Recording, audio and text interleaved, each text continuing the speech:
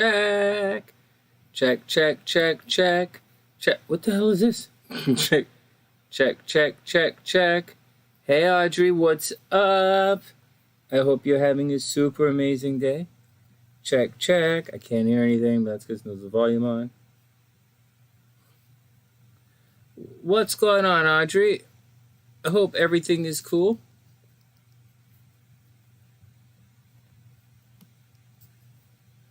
Let me put the word everyone here.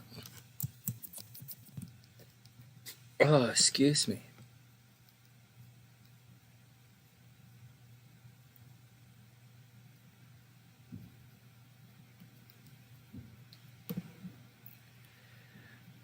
I have to do a reading tonight for MWIReal, but regular, MWIReal, regular longtime Sunnysiders, but I can't find his chart.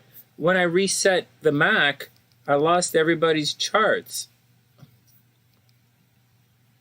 Oh, maybe I have everybody's. Hey, it just came back. Wait a second. Let's see. Hey, Nessa. What's up? And hey, sweetie. I might have his chart right here. Hold on. Everything just came back. What the hell? A, B, C, D, E, F, G, H, I, J. Hey, Jazz, what's up? Just checking to see if I have Real's chart here. This thing was delete. It was empty. Yeah, I got it right here. All right, MWIReal, I got you right here, playa. Dimitri, what's up? Let me take this off. Let's put Jazz on the list. As many readings as you guys want.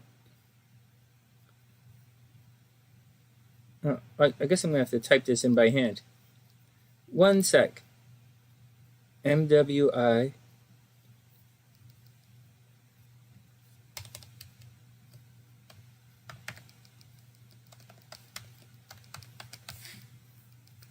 One sec. MWIRealBrand.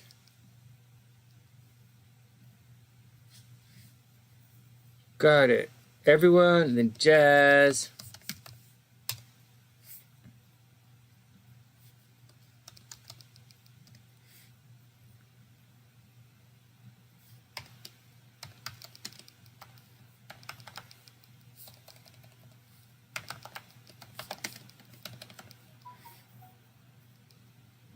All right. Let me just take a second and type in Reels. Hey, Dimitri, we'll have as many readings as we want. There's no one on the list right. There's just a couple of people on the list right now. Jazz is on the list and MWIReal's on the list. Purple jewelry box. Oh, from your stepmom. Hey, very cool, Audrey. Very, very cool. All right, sweetie, no problem. I will gladly put you on the list. Mini tarot readings are $11 and mini astrology readings are $25. You can use PayPal or the super chat button. I will gladly put you on the list. Ooh, wrong screen. One sec. I gotta pull up MWIReal here. The player M. Oh, is it V or W? Oops, not that. That's Vedic Astrology. You guys get confused if I do that. Oh, MW. MWREAL.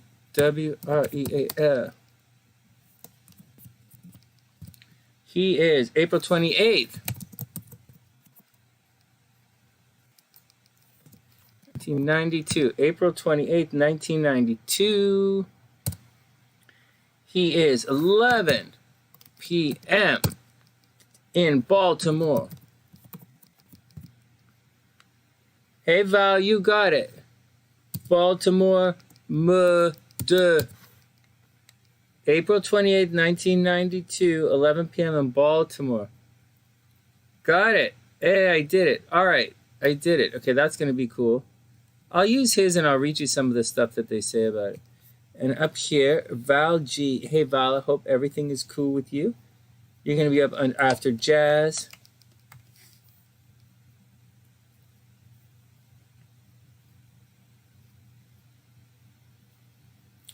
I was supposed to do a chart a while ago for someone named BeautifulFire. I didn't know that was her name. She sent me a PayPal under a different name, and I kept asking her in the chat to enter her birth information in, and she kept entering it. And I don't think she realizes that she uses like multiple names, multiple accounts, and I had no idea it was her. And so that's the deal. Anyways, we'll do a little education. We're starting early. I came on early because, well, I guess it's not early, but I came on because I was having YouTube problems. Oh my God, man, I'll tell you about this. And before everybody gets in here, let me take this off. And I changed the mic around. I moved the green screen back. I'm getting ready to record some music videos, some music education videos for you guys. I only have my saxophone, but I think, and my guitar, a guitar. I have a guitar here, and I have one on my saxophone. So, but I have to get new software and a new mic. So we'll be doing that. And so anyways, I don't know what I'm talking about. Anyways, we had some technical difficulties here. It was tricky. Kim, what's up, playa? I hope you're having a super, super amazing day. Sweetie, that's really sweet. I'll look at your chart. It's $25. You can use PayPal or the super chat, YouTube super chat, the $sign. I'd love to look at it. And early is good because I'm going to start like right now. And as I start right now, I'm going to do a little astro education, so it'll be more in depth. And Kim, what's going on? I hope you're having a super amazing night. So check it out. There was some like, I didn't get a chance to do the horoscopes yet. It's been hella technical, man. A lot of technical difficulties. I had some YouTube problems for a couple of days. I also had some computer problems for a couple of days. I had to cancel class on Sunday, which sucked because, I had a really interesting handout we were doing.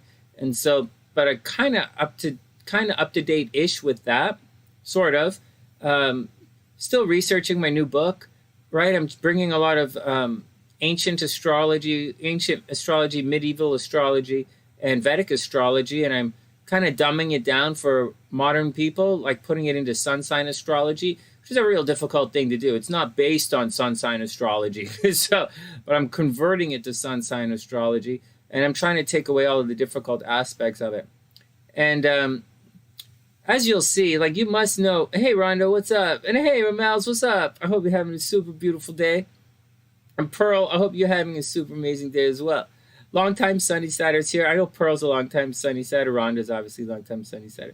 It's Ramels is, she's turning into like hard. She's a Sunnysider as well.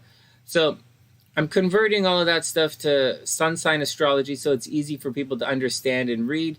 It's not the easiest thing to do because it's not really based on that kind of stuff. And that's the deal. So that's the deal. I'm also working on the shirts, right? The one that says sunny side on one sleeve and it has your dispositor chain on the other. But man, I had problems for 2 days with that stuff and it chewed up a computer. So I think that's what chewed up the computer. I'm not sure. But I figured out what to do last night and I'm going to clean it up probably tonight or tomorrow, Saturday maybe, get that done. Hey monkeys, what's up, playa? I hope you're having a super amazing day. The spider crawling on you. Whoa.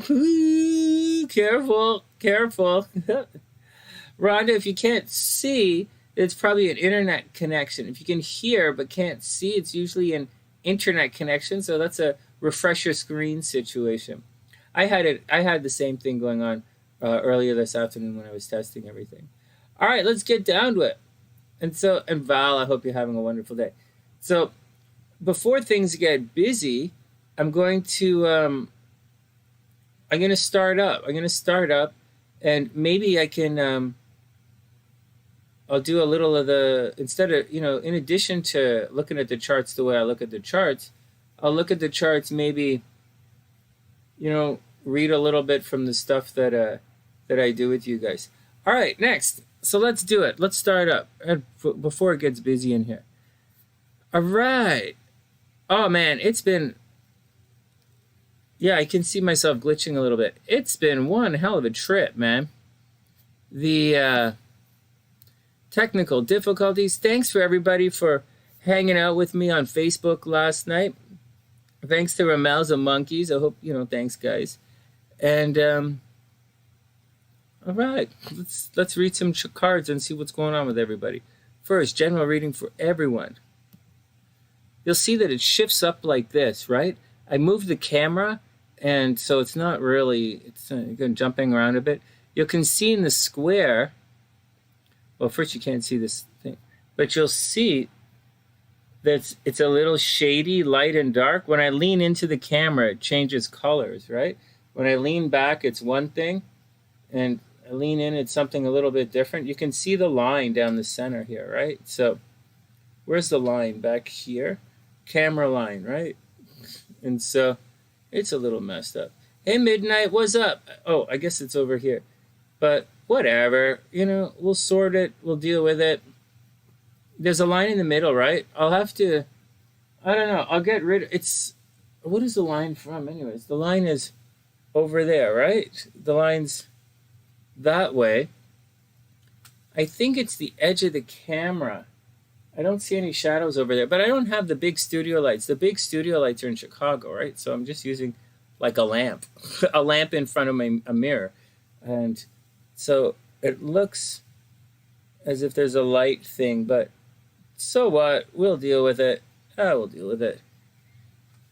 I guess, but if I move into the camera, you'll see everything gets a little dark. You see that? When you cut off the light, see it brings everything dark. You see how it looks black over there?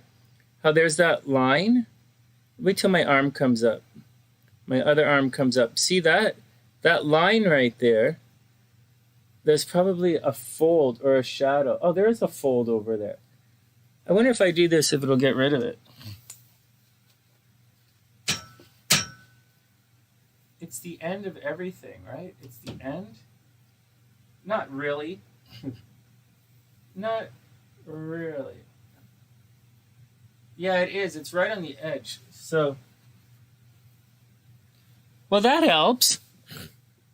Well, that helps a little bit until I sit back down. And so, yeah, well, it's out of the camera, right? Yeah, it helped quite a bit. Where's my water? Okay, you guys going to be okay if I drink some clear water? This is not going to fuck anybody up, right? So, oh my God, Sonny, your water's clear. Oh my God, I can't believe the water's so clear.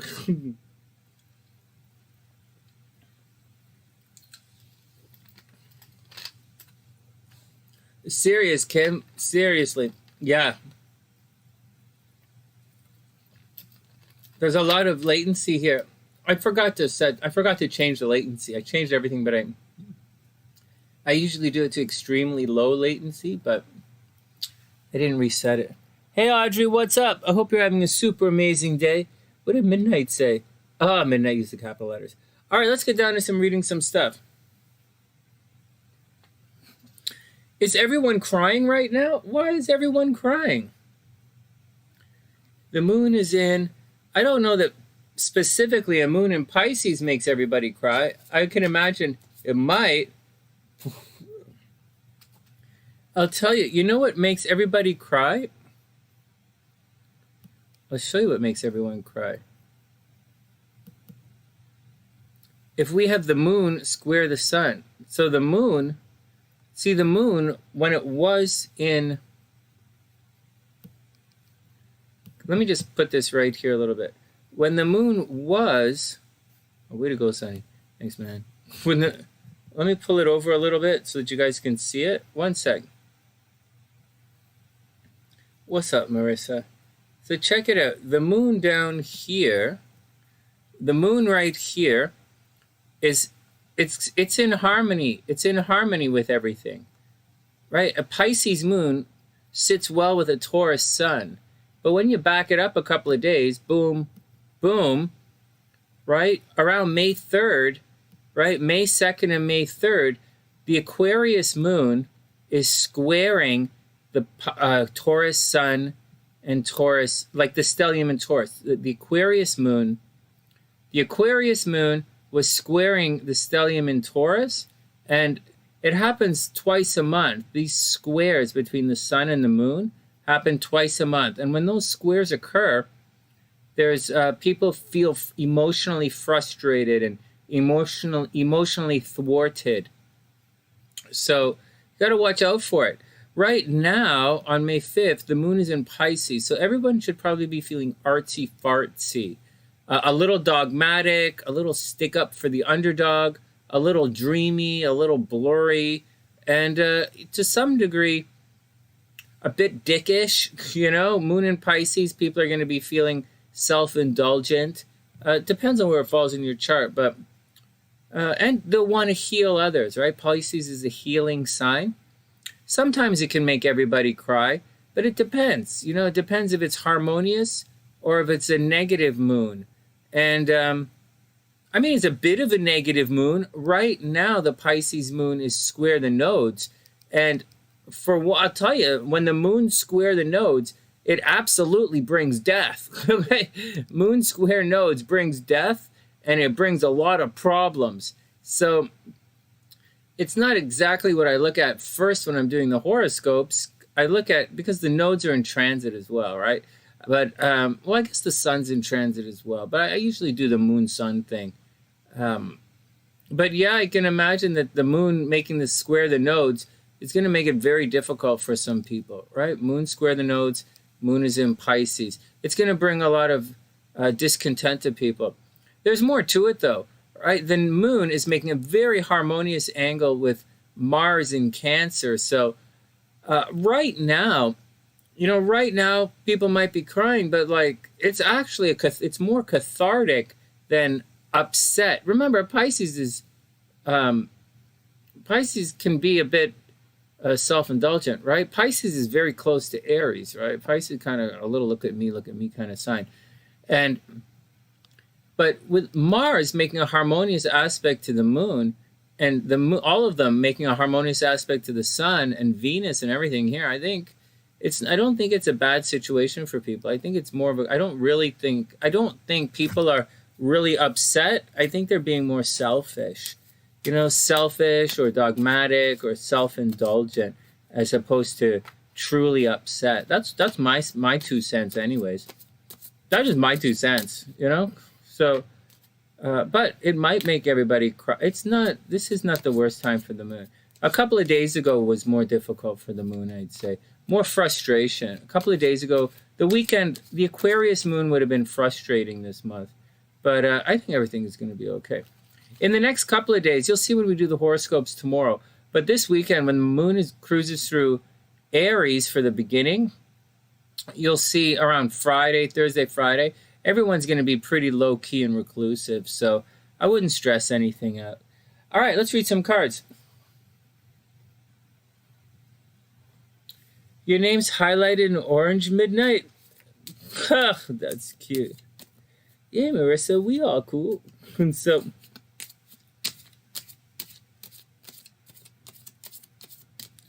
out of sorts, that's okay. I'm answering Monkey's question. You've been indulging in Tic Tacs. Oh my God. Well, there was you gotta watch out, man. Tic Tacs is monkeys. Tic Tacs is a gateway drug. Tic Tacs, if you OD on Tic Tacs, next thing you know, you'll be mainlining Mentos. You'll be doing like Mentos, like those boop, boop, boop. You'll be popping Mentos every chance you can get. And then after Mentos, oh my God, you might be chewing you'll be drinking peppermint schnapps. Like, watch out. And it all started with Tic Tacs. First there's Tic Tacs, then there's Mentos, then there's I don't know what comes between Mentos and peppermint schnapps, but I know at the end when people are way overdue peppermint schnapps, then they go to absinthe, right? And they go from peppermint schnapps to absinthe. And once they OD and they're all broke on absinthe and peppermint schnapps, and they spend all their money and they lose their teeth and their hair falls out, then they're on toothpaste for the rest of their life. They start huffing toothpaste or snorting toothpaste. I'd watch out. Tic Tacs. I don't have anything against Tic Tacs, and anything that's only 1 calorie is good in my book. But Tic Tacs are a gateway drug. Just letting you know. I'm not saying I was there, but I heard stories of people who've been there, or stories of people who made up stories of talking about people who have been there. So I just know. I know. I'm not saying I was there, but I heard stories of people who made up stories about that. So I'd watch out. Tic Tac's a gateway drug. So it's true. It's true. Well, I thought it was true. Chrissy, what's up?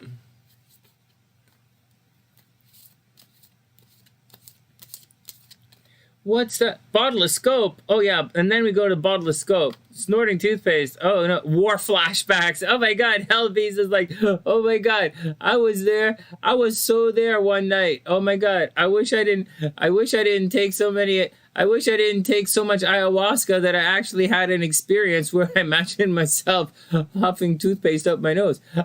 Man, it's always a bad day. It was always a bad day when you try and brush your teeth through your nose. That is always, you've had too much to drink. When you've had too much, it's time to give the keys to someone else when you are trying to brush your teeth through your nose. That is always a bad experience. That is always a sign that you've had too much. Oh my God, seriously. It's all setting you down there. Seriously. Monkeys counteracts coffee with toothpaste. Well, you got to cut it. Sometimes, because of the lockdown, I know, because of the lockdown and the coronavirus, everybody's making their coffee extra strong. Oh, my God. Yeah, seriously. Seriously. Oh, no. Helby sneezed while he's brushing his teeth, and it all went up into his sinuses. Oh, my God. That's brutal. So what, did you have to floss your nose? How do you get all that plaque out of your nose? That's really brutal. You got to snort scope. You gotta snort Colgate scope. All right, what else are you guys talking about? You had candy apple flavored mint. What? That's funny. All right, Chrissy, your time was 6:41 p.m. Let me change it on my computer. So Chrissy, the real time is 6:41.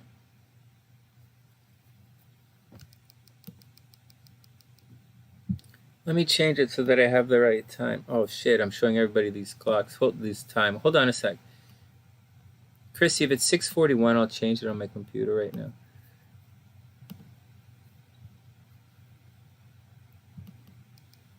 Shit. Oh, instead of 5:41, 6:41.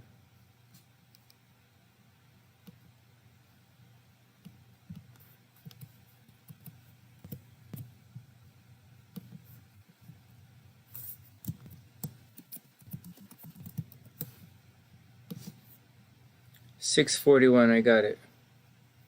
I got it.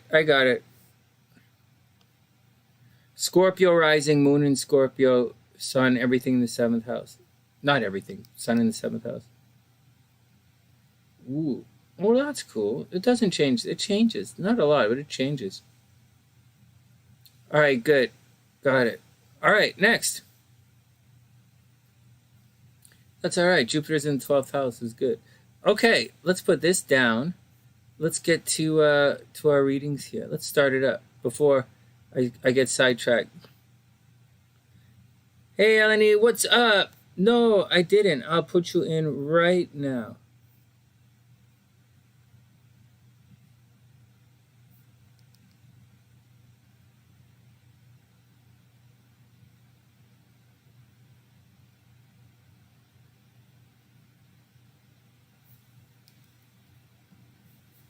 Sorry, guys. Hey, Cyber, what's up?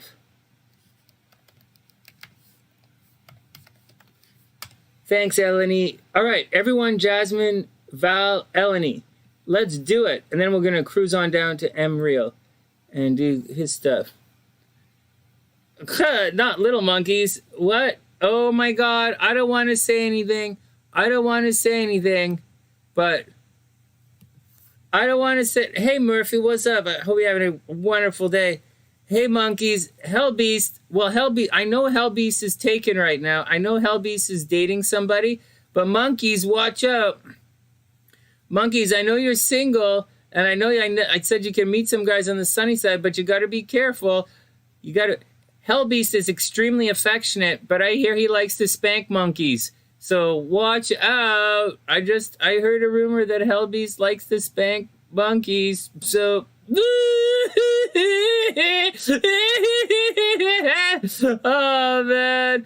I knew that was coming. Everybody watch. Hey, monkeys, be careful. Be careful. Right here. You know... Everybody likes to spank monkeys. Well, shut up, Sonny. Okay, stop it. All right, hold on. It's not like that. It's not like that. No monkeys. No, it's okay. No, it'll be better for rebels. All right, everybody cool. Everybody chill. Everybody chill. Hey, Cyber, what's up? Her friend started talking about you. Hey, Cyber, is that okay? She on that Scorpio freak.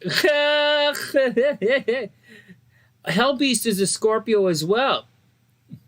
No, it's okay. It's okay. It's okay. He who, you know, just remember. I just want to remind everybody, the old SunnySide proverb, he who fucks should fuck up. Okay? Just want to remind everybody. I'll say it again. Just want to remind everybody. An old SunnySide proverb here. Sunny say, they who fuck should fuck up. Okay. Whatever, man. Why are you gonna make me say all that? Oh, midnight. We'll have music here soon. I have to get a new mic and some stuff because my stuff got all I wrecked up my stuff on the weekend. I got all crashed up. All right, next. SunnySide-isms. Let's move this a little to the left. He who fucks should fuck up.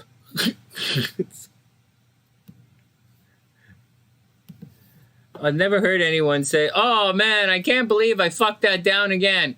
Oh my God, I can't believe I fucked down again. Oh man, that guy, does anybody ever sit there and they're like, oh my God, that guy is such a fuck down. Like, maybe people say that. Do you guys ever say that? Does anyone, is that a thing? Am I being insensitive? Am I being like, am I showing my age? Am I out of touch with reality? Where is Erica? Erica's usually brings me back to reality on this. That guy is such a fuck down. Yeah, everything he does, he fucks it down. Everything. He fucks it all down, man. Like, seriously, what a fuck down. Like, seriously, that guy can't even make coffee. Right. Holy jeez. Oh my God. What a fuck down. No. Yeah, it could work. It could work. Why not? I don't know. I don't get it. I'm thinking. I'm trying to process it, but it's not computing very well. Man, this is my thinking phase. You guys should see me write an exam. It hurts. It's hurting me. Is it hurting you guys yet? Maybe you guys shouldn't be so empathetic. If you guys weren't so empathic, maybe it wouldn't be hurting you guys in the brains as well. Oh no, I'm fucking down. Okay, stop it. Just trying to shuffle the cards.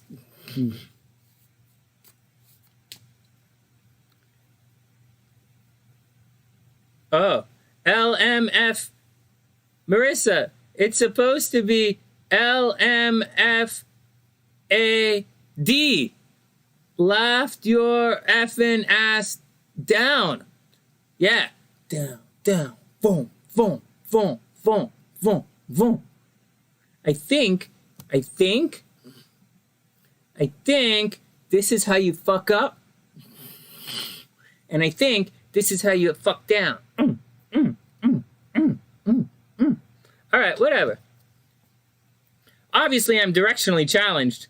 All right, next. All I'm trying to do is read the cards. I told you guys when Monkeys was in earlier, Monkeys and Ramel and the guys were, hey, decoining, I hope you're having a wonderful day.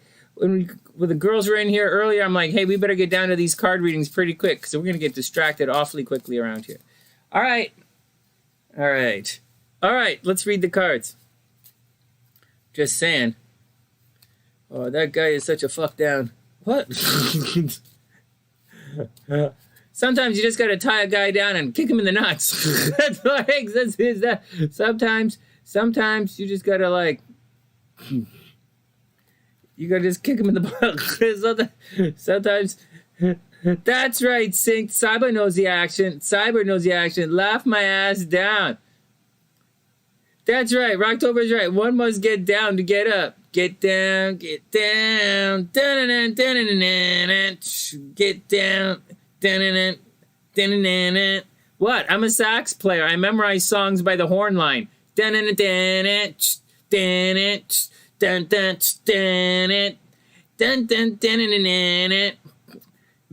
you know what? It's true. I gotta tell you something. I used to memorize, because we had to memorize the horn lines, right? The whole bunch of songs. And like, that's how I memorize the songs. So some people, it was like, ah! Dun, dun, dun, dun, dun, dun, dun, dun, dun, dun, dun, like, oh my God. Whatever, man. Oh my God. I remember my first year at university, I went in for an exam. I thought it was a performance exam. Holy jeez, did I really screw that one up? I thought it was a performance exam. So I'm sitting there. I was all set to play the piano and sing songs, which I can't do to start with. Okay? To start, I walked in knowing I was probably going to get like a C- at best, right? Like at best C-, D+. Like that's what I was aiming for. And I walked in and he said, all right, guys, everybody bring out some paper and pencils. And I want you to write out all of these songs. And we're like, what? Like, you guys, he said, yeah. He said, yeah, I don't care if you can play. It's a performance class, right? He's like, I don't care about any of this stuff. If you can't write it down, if you can't write it out, you don't know the song. And I'm like, for all you guys who went to music school, all you guys think you're good at music.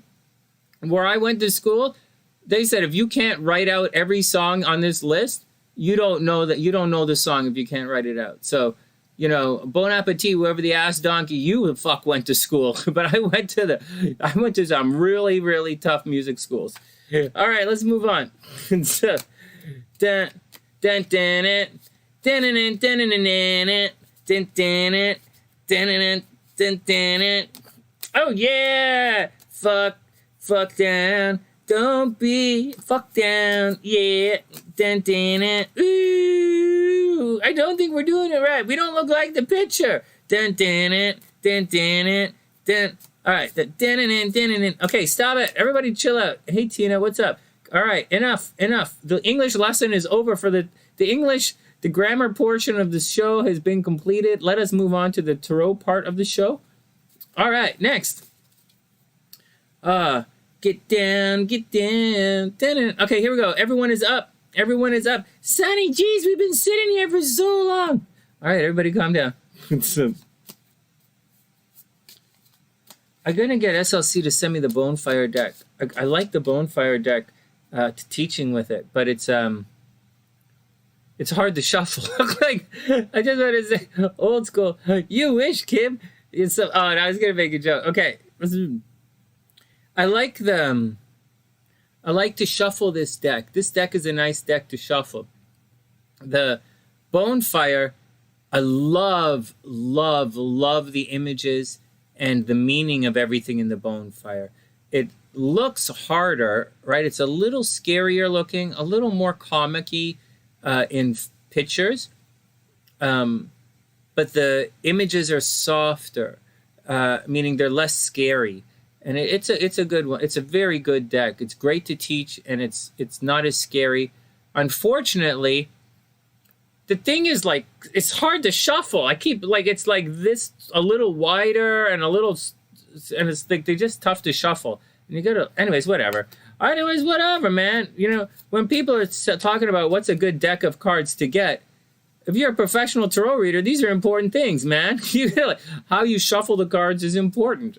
You know, some of the decks are too thin. The paper is too shit. The stock is too thin. Some of it's crap. Some's too shiny for. Anyways, whatever, man.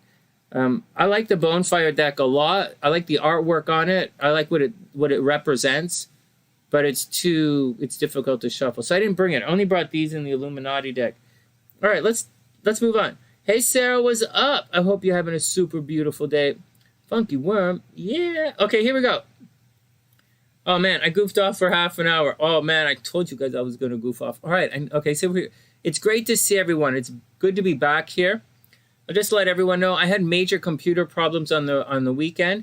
Somehow my Mac picked up a virus an hour or so before class. I was right in the middle of editing that PDF for everybody, and somehow I picked up a virus. So I erased my Mac completely, and I redid over the last couple of days. But at the same time, I had problems with YouTube as well for some reason. So that Pluto retrograde is definitely affecting me. And I'm going to have to buy some new software this week. That's going to suck. That's going to hurt a lot. But not yet. I'll buy it whenever I make enough money. I'll buy it later on in the week. And so that's going on. And that was pretty serious. Also, really interesting thing. We got a call from the dealership. We have to send one of the cars in for a recall, which was interesting because these cars never have any problems with them. And sure enough, Papa Sunshine's a Taurus, right? He's right on the cusp of Aries and Taurus. And, you know, last month, Aries is having problems in transportation problems. You know, I warned all the Aries for car problems or traffic accidents. And now, you know, warning all Tauruses for car problems and traffic accidents. And sure enough, we have to take one of the cars in to the shop next week, which is really not good because this is chemo week. This week and next week are both chemo weeks, so we need the wheels. I thought he was going to have problems with his car. I didn't know the other product was going to have problems. But anyways, that's what's going on. Interesting. Go astrology. All right, here we go. Everything's cool, Sarah. It's great that we're all online having some fun. All right, first up, we're going to do a little education. They're not until the readings really start to come in, and we're going to do a little bit of education here. Oh, shucks. We're going to start in 1 minute. It's almost 11:11. At 11:11 on the sunny side, we take a moment to make our 11:11 wish. And I know what I wish. I wish I didn't piss all my money away in the stock market a couple of years ago. That's what I wish, but whatever. It's gone. It's gone. Bye-bye. And so that's gone. That sucks. Maybe I can make it. But I wish that at 11:10. We'll see what my 11:11 wish is. At 11:10, I wish that I didn't piss all my money away in the stock market, but that's all right. At 11:11, I wish. Thanks, Sarah. That's really sweet. Thanks, Sarah. Okay, here we go. It's 11:11. What? Elvis is saying the deck is extra. Okay. So the what do I say? Oh, it's 11:11, guys. Time to make your 11:11 wish. I wish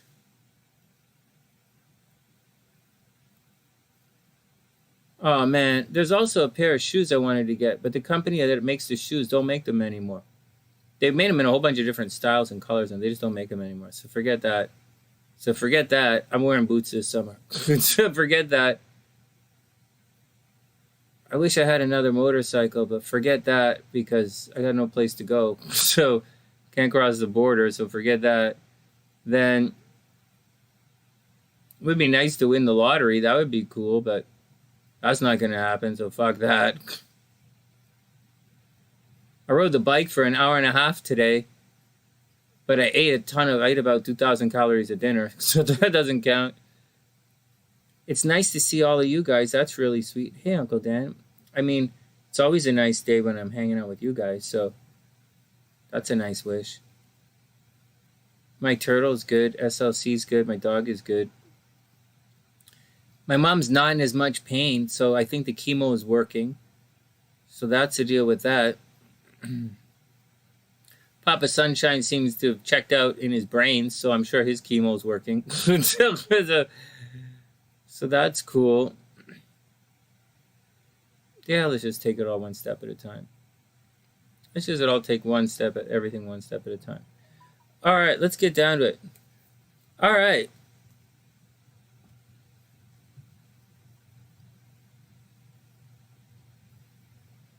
The Toete deck is cool as well. Yeah, they're all cool decks. It all depends, you know? It all depends what your deal is, how you resonate with the cards. Let's see this. All right, let's get down to reading some cards here. Oh, that's so sweet.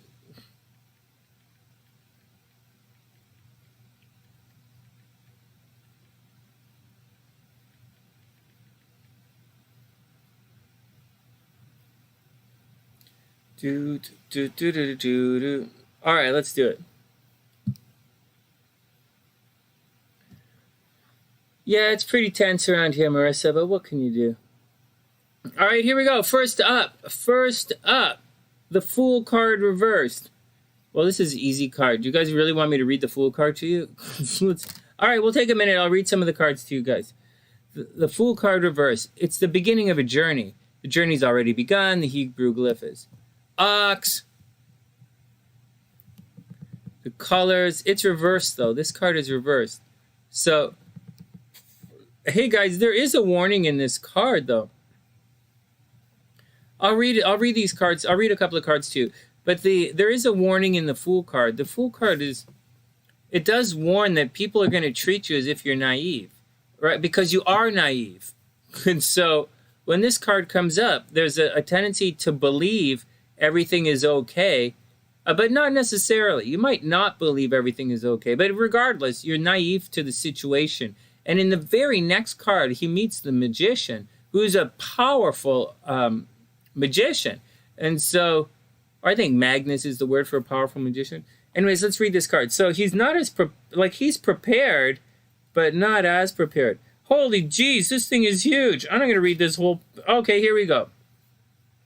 So the Fool card is being foolish, playing the fool, making fun of something. All right, so that's the negative side. It's also the beginning of an endeavor or journey, obviously, right? All right, it's being a catalyst for change. It's Uranus energy, so it's seeking freedom, right? Do you see this? Uranus energy down here, it's the planet Uranus, the glyph. It's seeking, it's freedom, right? It's freedom, it's moving on to something new. It's breaking free. Anyways, the key to the Fool card is its subversive qualities. What? All right, whatever. In dreams, our minds discard the everyday thought patterns and stylized behavior and illogical conclusions. Likewise, the Fool announces the start of the journey, like a trumpet call from the land of dreams. The Tarot of Dreams. Okay, so here we go. In the Tarot of Dreams, one glance at the Fool lets us know to expect the unexpected. At the same time, the Fool is the protagonist of our story, the hero who will travel across the landscape of dreams and encounter each characters of the major arcana in turn. The first thing we notice is the Fool's odd anatomy. His wide hips give him a strangely androgynous quality. Next, we see that his face is not there, except for the eyes behind the mask. So this is interesting in this card, right? Can you guys see that? Maybe I'll make it a little bigger for you guys as I read it. See, it's reversed. See, his face is not there. It's only the eyes behind the mask. It's an interesting interpretation. I like the way the guy does this card. Okay, what else? We might also sort of suspect him of being simply an empty set of clothes, except that he clearly has hands. He's empty, right? He's the Fool. He hasn't begun yet. He hasn't grown into anything yet. It's an idea, right? It's a new beginning. It's an idea. It's the onset. You don't have body meeting form until after the High Priestess, right? It doesn't really come into being until the Empress card. Anyways, the Fool is literally nothing, as shown by the empty face, and everything is shown by the medals in his breast pocket.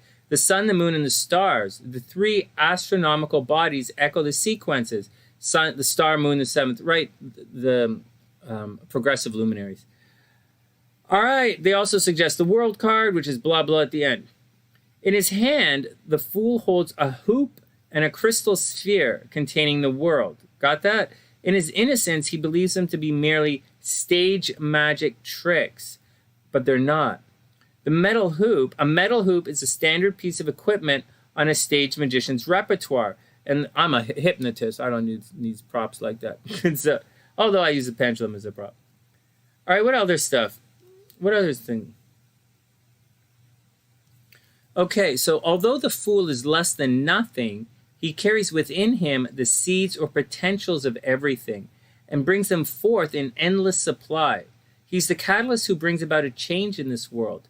As such, he must necessarily be considered subversive, for one can only create the totality new by ignoring or rebelling against the old. Rebelling, right? Listen to the words the author uses, rebelling. This card's ruled by Uranus. All right, so the crystal globe suggests the potential for everything that is hidden within the Fool. We find that out later on with the Magician card. All right, the shape of the Fool's waistcoat suggests a fish. You guys got that? The shape suggests a fish right there.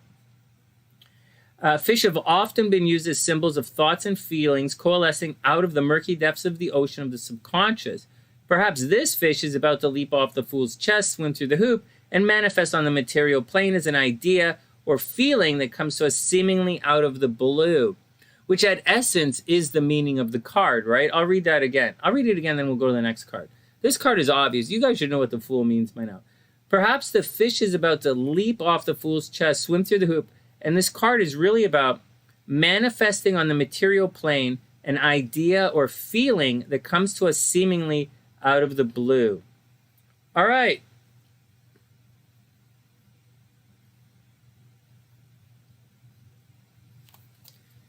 It goes below. Anyways, the Hebrew letter is ox, and ox is used to till the field. It's preparing them for the introduction of seeds, which will eventually grow. It's preparing for the journey.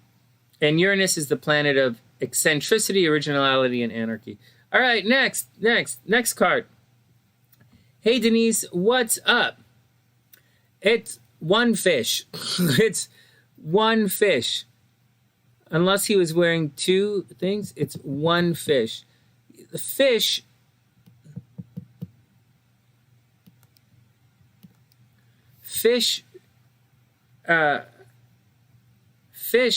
you have it backwards.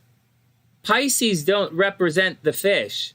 Fish represent fish, and two fish represent Pisces.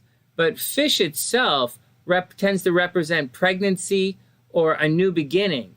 As such, you'll see fish show up in the death card. You'll see a baby in the death card.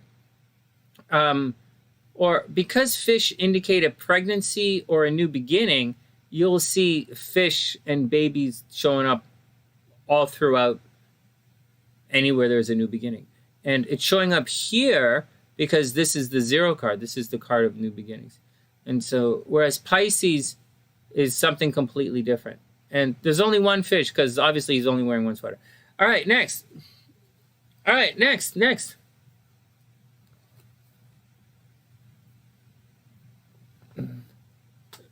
Sure, Beast. SunnySide Snapchat's a lot of fun. I don't really use it, though, because I don't really talk to anybody. It's not that I'm antisocial or anything. It's that I was getting into the YouTube Reels, right? When I was at the gym in Chicago, I was getting into the YouTube Reels or the YouTube little stories. But, the gym is not that bright. It wasn't bright enough to shoot videos. Anyways, that's the deal. Next card. Two of Swords reversed. Okay, I'll read you this one. This one is a good one. Two of Swords is quite simply time to make a decision. It's Libra energy. It looks a lot like Justice card. It looks a lot like the Justice card, or maybe not. Maybe not. It depends on what you think it looks like. So, but this card is all about making a decision, a non-emotional decision, right? Let the facts decide.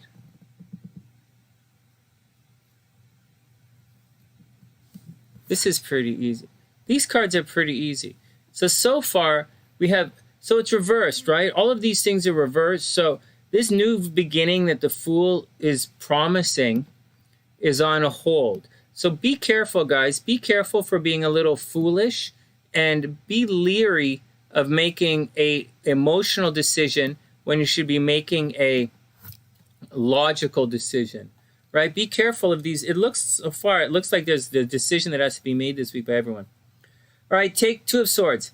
Taking a new idea, and comparing and contrasting it with other ideas or contexts in order to determine its validity. It's whatever. It's decisions, right? Two swords. It's decisions. It's pretty straight up. Over analyzing. What is this? This is Libra energy, right? Moon and Libra. See that? Cardinal air, Libra energy. All right. It's also blinding oneself to what's truly important. That's why I say don't make an emotional decision, right? Okay, a woman stands blindfolded, grasping a sword in either hand. Behind her, the sun beams out from behind the clouds that partially obscure it. In this card, the idea we received in the ace is, okay, so the ace, you're receiving ideas as the potential. Aces don't really exist in astrology. Anyways, the woman weighs two ideas, having blindfolded herself so that she can more readily determine the subtle differences between them without distraction. In Buddhist philosophy, clouds are often used. Are there clouds in this? Yeah. In Buddhist philosophy, clouds are often used as symbols of the mind obscured. Obviously, right? I guess it should be obviously. They use clouds in later on in this deck as well, in different cards. Okay, as we take an idea and weigh it against other ideas in order to test its validity, we also run the risk of overanalyzing the idea and rationalizing it to death before it has a chance to grow and flourish. When this card appears in a reading, you're at a turning point. Obviously, you're balanced on a razor's edge, right? The mind is sharp like swords, right? Okay, whatever. You might find just the right combination of factors to allow the idea to go forward, or you might go a bit too far and over-intellectualize the situation so that the mental clouds overcome the clarity of the original ideas. What else? Anyways, this card's all about making a logical decision. Moon and Libra, our natural tendency to weigh, compare, and analyze everything in Libra. Another viewpoint is that it's that the ideas represented by the two swords may be less important than some larger issue that the woman is refusing to see. There's another card out there. Well, sometimes it's good to let your emotions make your decisions. Sometimes you should let your emotions guide you, and sometimes you shouldn't. It's very sincerely, there are times when you have to make an emotional leap of faith, and sometimes you have to make a logical leap of faith. There's a tendency right now to be over-reliant on perceived data, but facts are only as true as your ability to, one, understand them, which is a lot lower than you think you realize, and two, your ability to gather information, which is a lot lower than you realize. And when people say not to make emotional decisions, they're discounting. When I hear that, it means you don't know, you have not learned in this lifetime, at this point in your life, how to quantify emotions. You just don't know. You haven't learned the value, the numerical and quantifiable value of emotions, of your emotions. You just don't know it. You just have no idea the value of an emotion. You don't know if an emotion is like, and your language is far too thin and far too rudimentary to even describe or convey using simple language the depth of your emotion. So if you could put a number to an emotion, like say 5, right? So if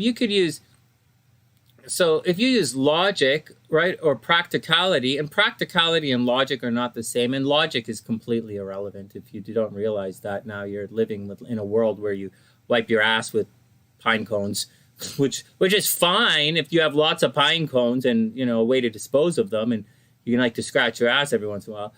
But if you used the facts if your facts tallied 4 and your emotional awareness, if your factual awareness tallied 3 out of 10 and your emotional awareness tallied 7 out of 10, and you had to choose on which to go with, the facts or your gut, well, you 100% go with your gut, because your emotional state is far more accurate in that situation than the facts.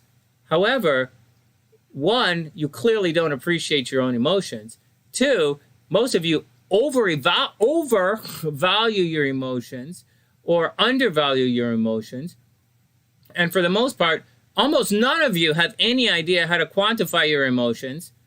And except for maybe Rocktober, I don't think any of you motherfuckers have a clue of what I'm talking about. So let us continue. Let us continue to do whatever the ass donkey fuck you want. Next. Let's move on. Next. Hey, Gloria, I hope you're having a beautiful day. And finally, the magician.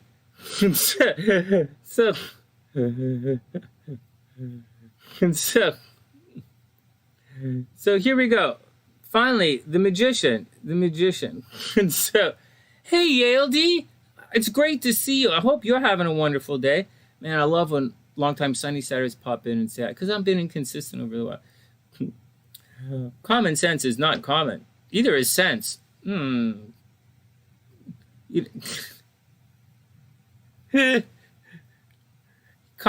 next. Let's move on. Magician. Finally, the magician. I will read you a little bit of the magician. This is an interesting one. Let me pull this up, because the magician, because the cards are a little bit more than their keywords, right? Let's read the magician here. This card, I'll just show you something really neat about this card that you don't see in most of the decks. The magician here is right here. Oh, hey, Uncle Dan. So, you're good. So, watch this. See, the magician is shining a light. See, these are Tarot's tools right here, right? This is the stuff that he opens Tarot's satchel. See, in the Fool card, he usually has a stick, right? This is a stick with a satchel at the end. This deck's a little different. But the magician takes the satchel and opens it up. And the satchel has all of Tarot's tools, which are all of your abilities. And he shines a light on your abilities. You know, he's showing you how good you could be.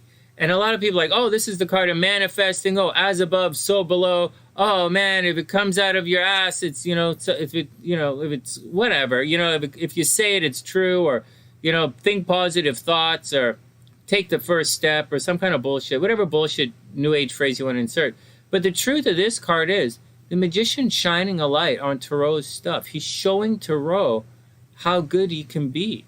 And Tarot gets very excited after this card. And that's in the story of Tarot. I'll read it to you. There's more to this card than manifesting. Oh, this description is so long. What the hell? Oh, well, I guess it is a book. All right, the magician. It's Mercury energy. Okay, Mercury energy, and the Hebrew glyph means house, right? This is Mercury energy. It's very fast moving. The magician is really smart, and that means house. You know, it allows us the building blocks, right? He's shining a light on the building blocks of mental dwelling, the building blocks of mental dwelling from which we can observe and learn the world. This is like sperm meets egg, right? Sperm meets egg in the magician, and then we go on to consciousness gets added to the sperm meets egg in the high priestess. And that's why he's showing you it's house, right? It's all your physical you. It's manifesting, right? As above, so below. Anyways, education, training, knowledge, common sense, opportunities, translating thoughts and plans into actions. Thoughts and plans, actions. That's why they say manifesting. As the Fool embarks on his voyage, the first person he encounters is the magician. As soon as we are born, our minds immediately begin processing sensory input. Okay, let's not talk about that because I talk about that in another card. As the magician, he's the teacher, the mentor, who gives invaluable advice as we set out on our individual quest. Actually, I don't even say that either. I say the Hierophant means a teacher is on the way. I don't think the magician, I don't look at the magician as a teacher. I look at the magician as someone who inspires.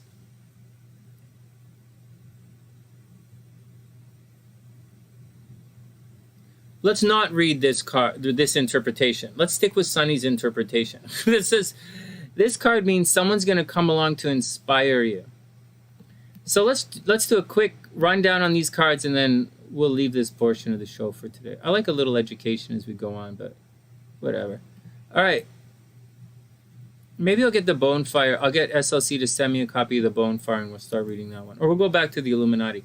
Anyways, the Fool reverse, so there's some kind of new beginning that's stalled out. You guys have to watch out for being a little foolish. Watch out for people treating you as a fool. It's getting ready for something. The Swords are here. It's reversed, right? You're supposed to make some kind of decision, but you're blinding yourself from the truth. So you are probably being a little foolish. People are probably being a little bit naive. Having said all of that, the Magician has come along to shine a light on you. So someone is shining a light on your potential. You're getting very jazzed. You're excited about the entire experience. So this week, you guys, there's probably a tendency to leap before you look, right? You want to get on with things, right? You want to get on with the Fool card. You want to get on with the Two of Swords. You want to get on with it. And the Magician adds a lot of jazz to your groove. But the Fool and the Two of Swords are reversed. So you're probably not looking at things through clear eyes, but that's okay. This is for everyone, so just be cool with it. The Magician's a powerful card, right? So at the end of the day, you are going to be excited about everything you're going to do. They're just going to be stops and starts. And finally, be bold and make the first move. Be bold and make the first move. All right, next. All right, enough. Hey, Julia, what's up? Who else is in here? Jackie popped in. Hey, Jackie, what's up? I hope everything is super cool. I was out at Erin Mills today. I was out at the hospital today. So today was hospital. Tomorrow we have to do a bunch of work around the house. I have to do the horoscopes for you guys tomorrow. And Friday back at the hospital. And I'm contemplating getting another motorcycle, but I don't see that. I don't. A buddy of mine in Vancouver just got a motorcycle, and I've been thinking about getting one, but I can't afford to park it in Chicago. Oh, shit, I didn't put the timestamps in. All right, whatever. Jasmine's up next.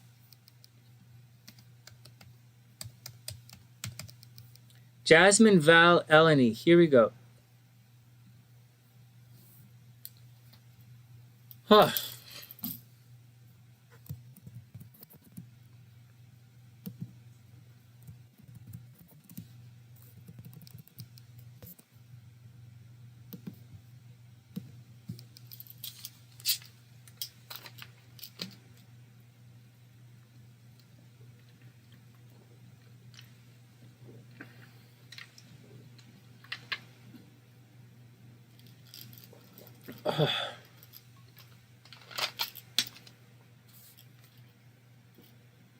All right, Jazz, let's see it.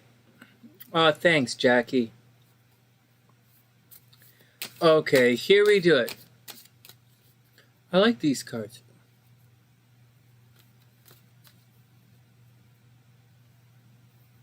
What was that?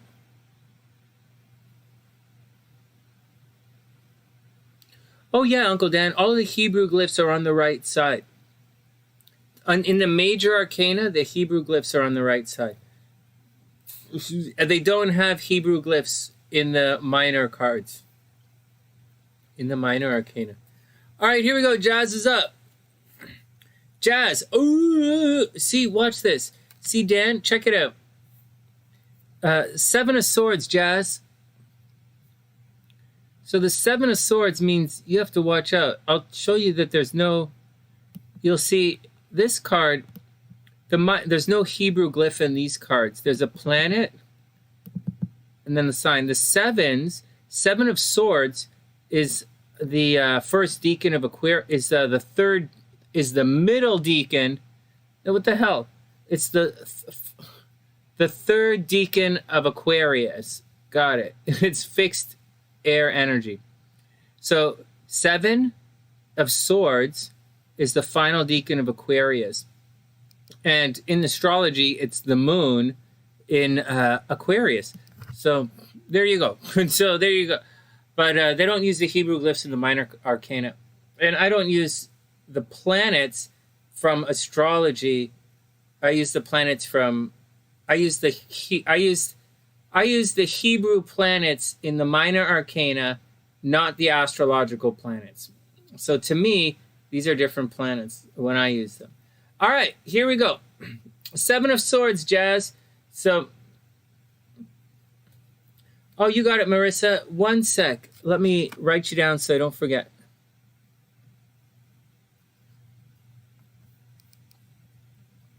You're going to be up under M after M real. We're going to get to them pretty quick.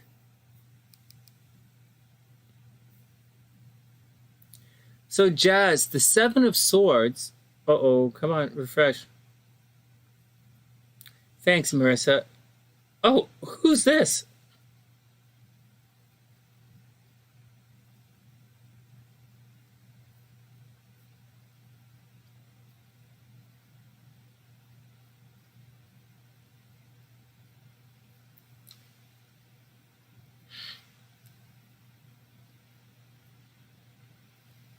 You totally got it. Who's... Oh, msshalea. All right. msshalea, I'm going to send you an email. I think you need private session. I'll send you, msshalea, I'll send you an email.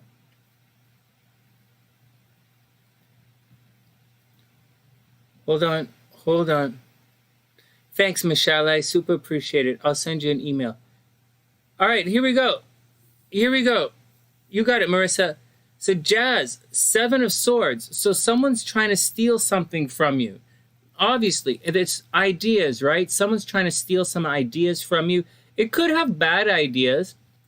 Like this card is technically someone's trying to steal something from you. It's technically a thief in the night. The 7s do indicate time to put the brakes on, right? The 7 of Coins mean it's not time to harvest, right? The 7 of Cups, difficult making a decision. 7 of Swords, 7 of Wands, you know, you have to go back and defend yourself. 7 of Swords, you can't move forward. Someone's trying to steal from you. So it's time to take, it's like, but your brains might be a little bit foggy. It's not about brain fog. It's, you know, it's time to put some brakes on. You might be missing something. So you might be missing something, but I'm just being overly interpretive of the cards. The truth is, Jazz, watch out for someone trying to steal your ideas. Watch out for someone trying to steal something from you. Watch out for people saying bad things about you behind your back. Or watch out for gossip that you hear. It's not entirely true, right? It's whatever's going on. It's not entirely true. He only has 5 of the 7. He's missing the 2 big swords here. So you're probably missing something. Watch the fine print. Okay, watch the fine print. Watch out for people missing something. Shortly this month, we're going to have, shortly, in a couple of weeks, a bunch of planets are going to go out of bounds. And then, like, Mars is going to go, ooh, you know, everybody's going to get very aggressive. Then Venus is going to go out of bounds. And we're going to go, ooh, everybody's going to go super loving. And then I think Mercury's going retrograde. So Jazz, watch out for questions. Watch out for ideas. Watch out for people stealing ideas and information from you. And absolutely watch the fine print. Then we have the 3 of Cups, which is actually a really good card. So the 3 of Cups indicates a situation where there's a party, like very seriously. It's not a kegger, right? It's not getting together and having a rah-rah super party it up, but it is time to celebrate. You know, it's small victories. It's the 3, right? The 3 is Saturn energy. It's small victories. It's getting together with close friends and family and, you know, but at the same time, you know, be careful. You're going to miss the fine print. Watch out that you don't get the coronavirus. Watch out that people don't steal ideas from you. Watch out that your brains don't get a little confused. Make sure you don't party it up too much. And finally, the Hermit. At the end of the day, we have the Hermit card. And the Hermit indicates you're going to have to take some time for yourself to figure it out. It's that simple. Taking some time for yourself to figure it out, not stress anything out, not worry too much, and figure it out. See, Dan, the Hebrew glyph in this one over here. Am I sitting in front of the card? The Hebrew glyph is Yod, or finger or hand of God, and it means you have to figure it out on your own. So Jazz, whatever's happening, even though there's a celebration and, you know, there's a time for fun, you're going to have to take some time and figure it out, right? It's Virgo energy. You're going to have to figure out what you want and how you can accomplish it. But I don't think this card deck I don't think this reading is that serious. I think things are going to be pretty good, and then you're going to have to figure out what you want at the end. And finally, surrender to the divine. Jazz, surrender to the divine, and everything is going to be awesome possum.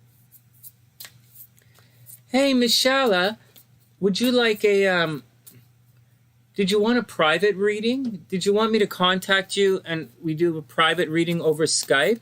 Or would you like to have, or should we do everything right here tonight? It's up to you. Whatever you prefer.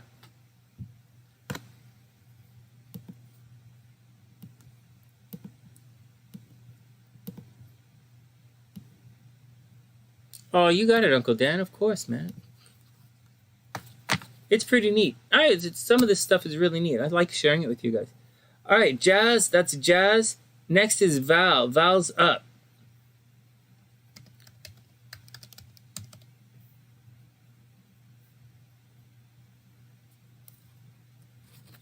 Surrender to the divine means to not stress it out.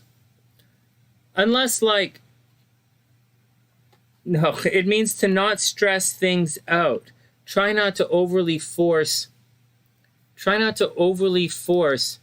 the outcome, right? You know, allow yourself permission to kind of go with the flow a little bit.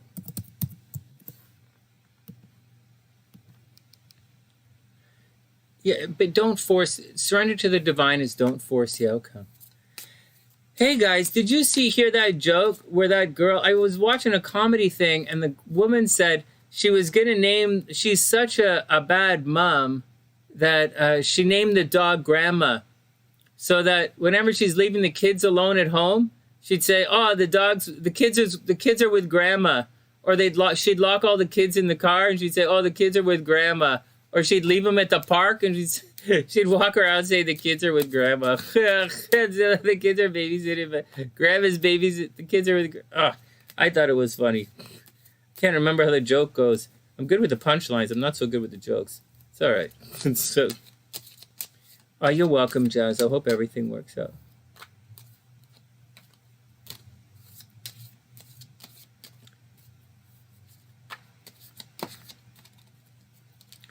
All right, next. Thanks, ELD. That's really sweet. Okay, Val, let's see it. Thanks, Denise. I have to put msshalea on the list.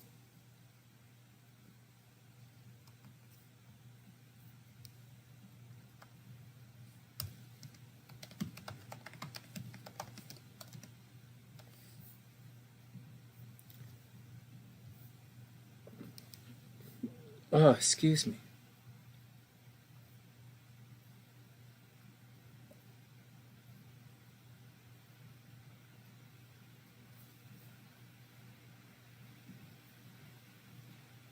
All right, Val is up. Bad station wagon horse. Oh, Dan. Okay, here we go. Val is up. Let's check out Val's action here. Val. Ooh, King of Swords. This is a good card. Val, ideas. Time to start something. Well, I don't know if it's time to start something, but it's time to put an action or a plan into action. There we go. Plan, swords, right? Swords are a plan into action. There is room for growth, though. Remember, I wouldn't, these swords, remember we read this card the other day. These swords are not all complete, right? There are a couple of them that don't have tips on them. So it means the idea, there's room for growth. So don't lock yourself into any plans, but whatever it is, whatever you're doing right now, you should be ready to go. Time to put a plan, swords, into action. Also be responsible with your words, right? The kings have to take care of everything. The kings are responsible. The kings are about boundaries as well. So not as much about boundaries as the emperor, right? But set your boundaries, be responsible with your words, and definitely it's time to get on. If you've been thinking about doing something, the King of Swords says that now's the time to go do it. Then we have the Justice card, which kind of put a bit of a different spin on this altogether. It kind of means you might actually get together with someone, or you might break up with someone, or you might quit your job. You might really think about quitting your job or ending a relationship or moving on with something. The Justice card, I know we think of it in terms of balance, but it's more in terms of judging something. And it's more in terms of value, right? The scales indicate value. You use scales to see how much something is worth. In addition, we just read that this guy uses those clouds in the background to indicate some kind of confusion, or to cloud one's thinking, or to cloud one's judgment, or to dampen one's emotional input in the situation. Because again, this is Libra energy, and this is not supposed to be an emotional situation. It's supposed to be a logical situation. But anyways, it's this so far, Val. This talks about putting a plan into action, but you should really think it through. Make sure you really think things through, and you're going to find out how much you're worth. I like to say justice is how much you're worth, because that's what the scales do, right? They're going to restore balance. There is a difficult element to this. It indicates what's down is going to come up, and what's up is going to come down. So I don't like to say that about the card, because that's a little ominous, but that's kind of what it means. So be careful. But so far, everything is right side up. So I think everything is probably going to be in the affirmative. And so far it says it's a good time to go do whatever it is that you're thinking about doing. This is a very cerebral reading so far. Then finally we have the Wheel, which is the opposite of the Justice card. So the Wheel is all about being lucky, and the Justice is all about what you're worth. So it's kind of the opposite here. But they both can indicate gains here, although the Wheel card is reversed. Do you guys see what I'm saying here? How the Wheel card is somewhat opposite of the Justice card? The Wheel card talks about what goes down comes up, and the Justice is what's too high is coming down. It's restoring a balance, and so it can go in either direction. But this card is about, the Wheel is about being lucky, and Justice is about how much you're actually worth. But you put them together and things look pretty good. There's a delay here though, Val. So at the end of the day, put your plan into motion. Know that you're going to be lucky. Really think it through, right? Like really think it through, Val. Don't stress it out, but think it through. And then finally, know that luck's not entirely on your side right now. So it might be on your side a little later, because the card is here, but it is reversed. So there's a little delay in the luck situation. So you're gonna have to rely on your skills and ability. And I wouldn't rely on being lucky. I'd rely on being good right now. All right, and finally, the end of a tough cycle approaches. Val, the end of a tough cycle approaches. All right, looking good. We're looking good. I wonder, am I grouchy tonight? Why is everything so negative? Why am I yelling so much? All right, let me stop yelling. Next, Hey, Mishala, what's up? I added you to the list. You're gonna be after Marissa. So EleniG is the next reading. And then we're gonna have MReal and then Marissa, and then you're gonna be up. And you can ask all the questions that you want, and we'll do the compatibility with you.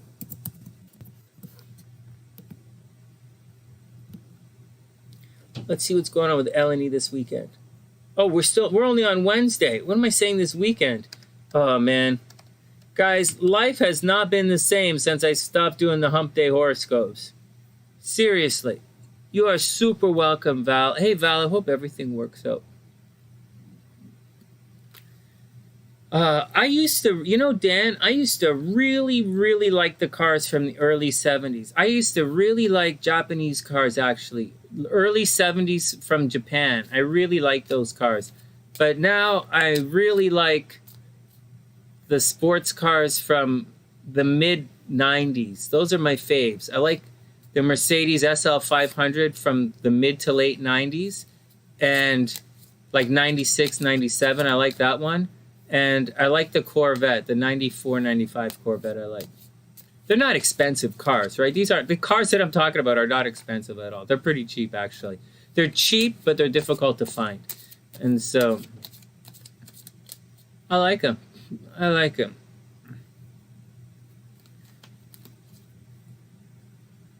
All right, EleniG's up. I did see a really cool TR7 available, actually. A 1980 TR7 in Toronto. I'm in Toronto right now. That's I can't buy any cars in Toronto because I live in the States, right? I can't buy a motorcycle or anything here because I have to pay to ship it to the States. Like, you pay import taxes in the States. I don't really want to do that. So and I've done it before. I bought a car in Arizona and I imported it to Canada. I'm not going to do that this time. But the TR7, the guy only wants $3,500 for it. But like a TR7, I don't know. It's like TR7's 4 cylinders. I don't really want a 4-cylinder. I wouldn't really drive around in a 4-cylinder car. It's so 1984 cylinders is not really, it has carburetors, so it's really cool. But it's not really my idea of a sports car. If it was an inline 6, I would think about it. But inline 4, 1980, I don't think that's a good idea. So, all right, EleniG's up.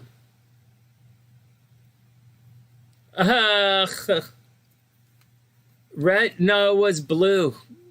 A red TR7 is a hot car. Very sexy car.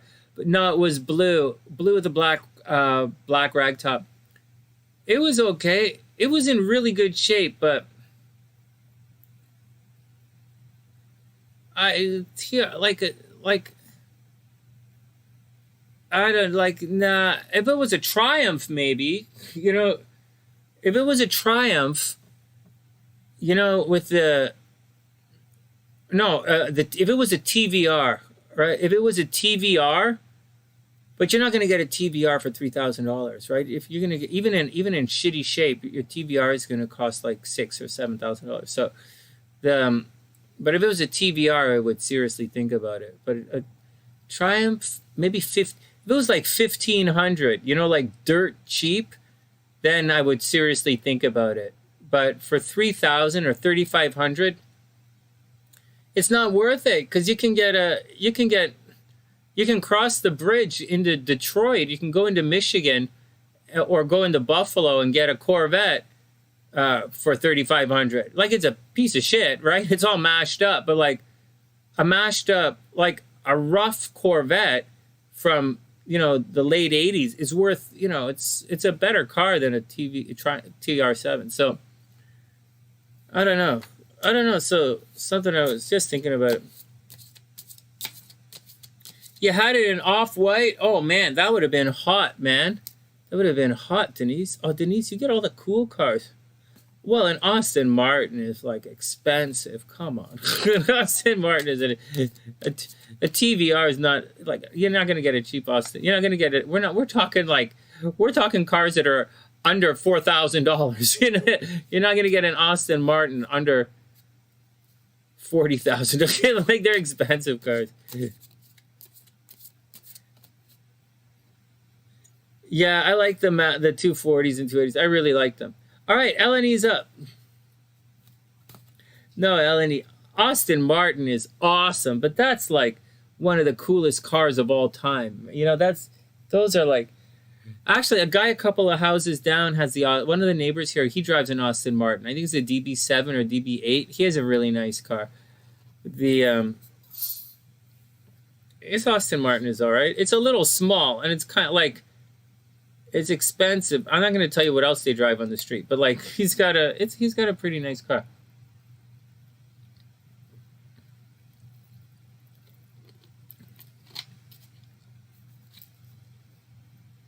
All right, let's do it. TR7 was cool, but like my Datsun had an inline 6 from 1972. It had an inline 6. So in 1980, you got to put out at least 100 horsepower. Like, come on. Like, and you know, for that inline 4 in the TR7, maybe it put out like, you know, because it's heavier than a Miata, right? So like, I don't know if it's a good idea. All right, EleniG's up. Oh no, Zeri single there. All right, here we go. EleniG's up. EleniG, the Hermit card. So you have to take a little time. Oh, I love the Del Sol. Actually, my neighbor in Vancouver, when I lived by the beach in our parking garage, I had my 240, right? I had a silver 240, and he drove a Honda Del Sol right beside it, and we parked it together. It was really cute. It was really cute. It was pretty cool, you know, because we didn't make a lot of money, right? And those are cars for guys like us, you know, we didn't really make a lot of, but it's a lot of fun. All right, guys, EleniG, the Hermit card's up. So, EleniG, time to take some time for yourself, time to take a break, time to chill out, time to put the blinkers on, close your ears up. You might be in for a bit of a dry spell right now. You know, at the essence, the Hermit card is about figuring out what you want.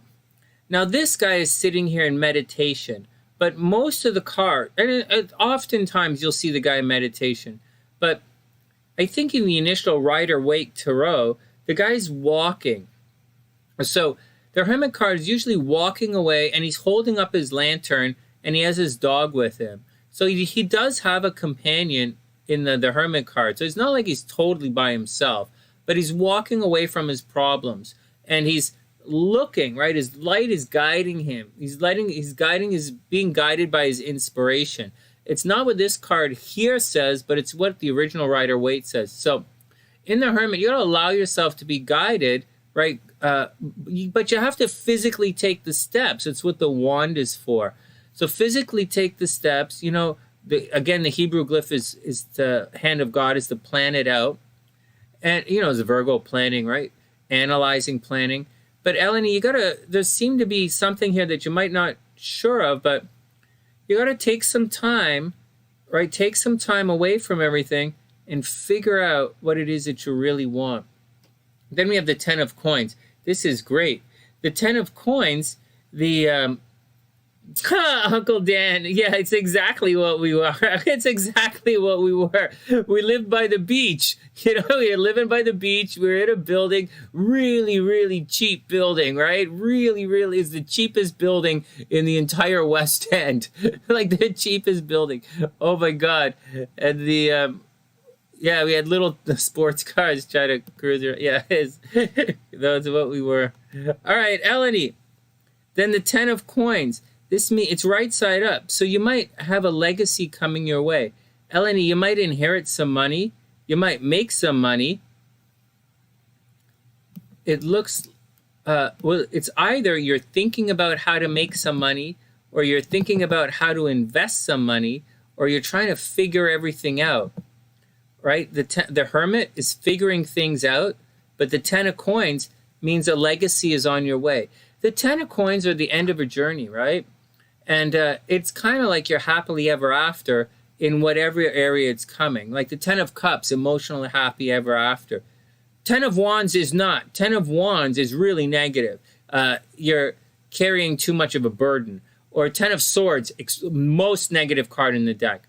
But Ten of Coins, it's really good. You're about to reach your financial potential. So EleniG, money should be on the way. You might inherit some money. You might get a raise. You might win the lottery. And remember, guys, I didn't do the horoscopes yet. I was supposed to do them yesterday, but got busy yesterday. And I was supposed to do them this afternoon, but we spent a long time at the hospital today. We spent like at least 2 hours longer in the hospital than we were supposed to. So it was a long day today. And then but astrologically, it is a very good time for someone to win the lottery. Very, very good time for gambling. And this doesn't come around a lot. So, excuse me, you just have to time it with the right rising sign, right? If you can time the rising sign and buy your ticket at the time of the rising sign, you should be pretty good. All right. Or you could just make some money, right? And you'll see it. You'll see the stock market should be rising, right? There's a lot of cryptocurrencies on the rise right now. Venus is lending itself for everybody to make some money right now. Except Sonny, because Mars is in Cancer, and that's really bad for Sonny's money, for Sonny financially. And finally, Five of Coins reverse. So this is negative. This is negative financially. So this card here, so the Ten of Coins indicates good finances, but the Five of Coins is somewhat negative. Like this is kind of the card of charity, meaning if you need money, so people should be there to help. However, when it's reversed, you might not realize it, or you might not see the help is on the way. Or you have to watch out for bills being expensive right now, or maybe you're going to win a legal battle, but the Five of Coins indicates someone around you is in need, and someone around you is probably going to suck a little bit of your finances away. So be careful. You're probably looking for a way to help someone financially right now. Or maybe you're in financial trouble right now and you're looking for some help. No, I think it's someone needs some financial help around you. So keep your eyes open and watch out. Is that the deal? Oh, you want an Aston Martin?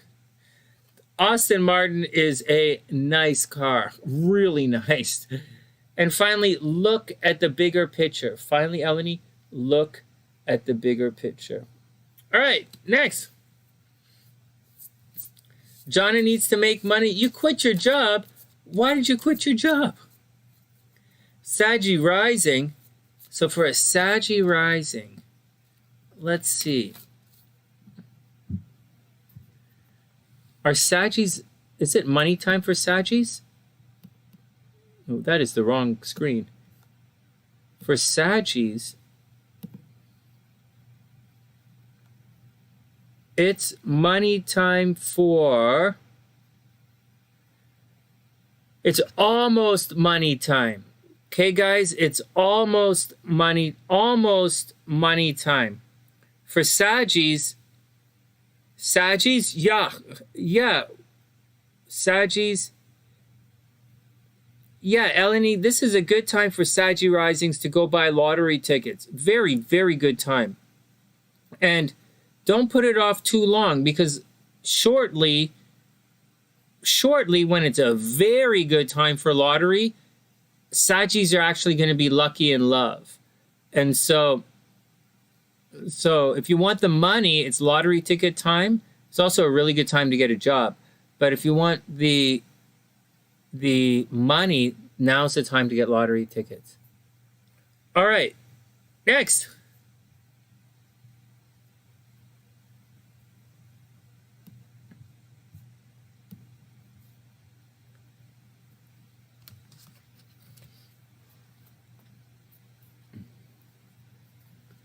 Well, Michelle, you have to look at your, it's not really that simple. It's not really that simple. In astrology, people say, I'll explain it to you. The fifth house is gambling, but the fifth house isn't necessarily winning from gambling, right? The fifth house is also children and being creative. you know, so, and it depends what's there. If you have Mars in your 5th house, you're going to have a lot of problems with children. You're going to make poor gambling decisions. You're going to piss money away. You're going to fight in your romantic life. You're going to get pregnant. You're going to get almost guaranteed you're going to have an abortion or a miscarriage. A miscarriage is like 8th house, right? Abortion, 5th house. And so it all depends. Jupiter in the 5th house, very romantic and lucky.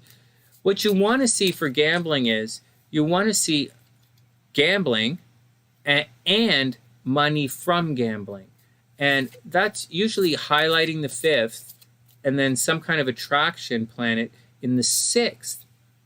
But you have to be careful because the 6th house is a really difficult house in astrology. The 6th, the 8th, and the 12th are very difficult houses. And even if you have Venus in those houses, it can be difficult. So if you have some kind of sickness and you put something like Jupiter in the 6th house, you're going to get like really sick. So you got to watch out. It's not really that simple. But that's my 2 cents. And what's happening right now is Venus is ahead of the Sun in such a way that you can accomplish this depending on your rising and the time of day. If you time of day correctly, then you can put the Sun in your 5th house and Venus in your 6th house. And that makes you good at the casino. That's how it works. All right, next. But play the lottery. But I'm always a fan of guys playing the lottery. All right, next. Timestamp. MReal is up. Playa MReal. Let me just check my Facebook to see if he got back to me.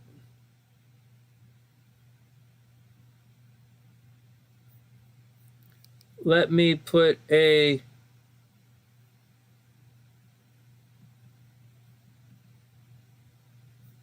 video link.